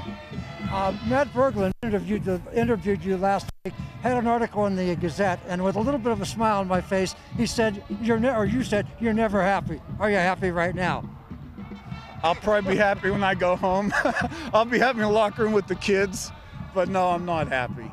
I mean, we were lucky to get out of here with the win. It was because of a great defensive effort and a pretty solid running game. But we made some bad mistakes in the fourth quarter that could have cost us. Coach, good luck next week. Thank you. Here he is, head coach Curt Cignetti, never happy. He's got to be happy right now, though. 20-15 victory. Chris Temple, let's take a look at what he did today. Eric, you saw the squad was all fired up. Temple came in with 9 touchdowns on the year. He had 3 more today, over 200 yards on the ground, averaged 6.9 yards a carry, and he carried the Crimson Hawks. He's done it all season long, and this guy's only a sophomore. It's incredible to think what this guy's going to be able to do for IUP when he gets older. Definitely a dynamic combo in terms of the backfield, young with Temple. You look at Luigi Listabrunza as well, both sophomores. But today, the day belongs to Temple. 3 more rushing touchdowns. You touched on it, Josh. 255 yards rushing, 37 carries. And when the game was in doubt, in the last 2 minutes and change, when IUP got the football, who did they give it to? Chris Temple. And he rewards them, picking up a first down, allowing the Crimson Hawks to run down the clock. And as you can see there, school president, university president, Dr. Michael Driscoll, and the Cole Bowl trophy finally comes back to IUP in 2015. They're going to announce the MVP after this, and our vote was for Chris Temple. We'll see. Let's hear. Let's listen in. The 50-yard line, where IUP graduate Mr. Barry Buck Lippincott, class of 1967, and Cal graduate Mr. Bob Lippincott, class of 66, will present the Lippincott Family MVP Trophy to our player of the game. This player stood out in today's game. He rushed 37 times, 255 yards, 3 touchdowns, plus a 16-yard reception, 271 offensive yards. Chris Temple. Chris Temple, your player of the game, and I think that's a well-deserved honor. Some final stats here before we sign off. Lenny ran for 134 yards. He was 4 for 7 today. James Harris finished 15 of 30 for 185. Gary Brown had 8 catches. Jimmy Wheeler had a nice game, 22 carries, 95 yards, and a touchdown. But in the end, when IUP had to make a play, they did. They made the stop. Chris Temple picked up the big first down at the end of the game, and IUP has won 5 games in a row. For everybody on our crew, what a night at George P. Miller Stadium. This is one you won't soon forget. IUP 20, Cal 15. We'll see you for Senior Day here at IUP. Have a good evening on behalf of the entire Crimson Hawks Sports Network.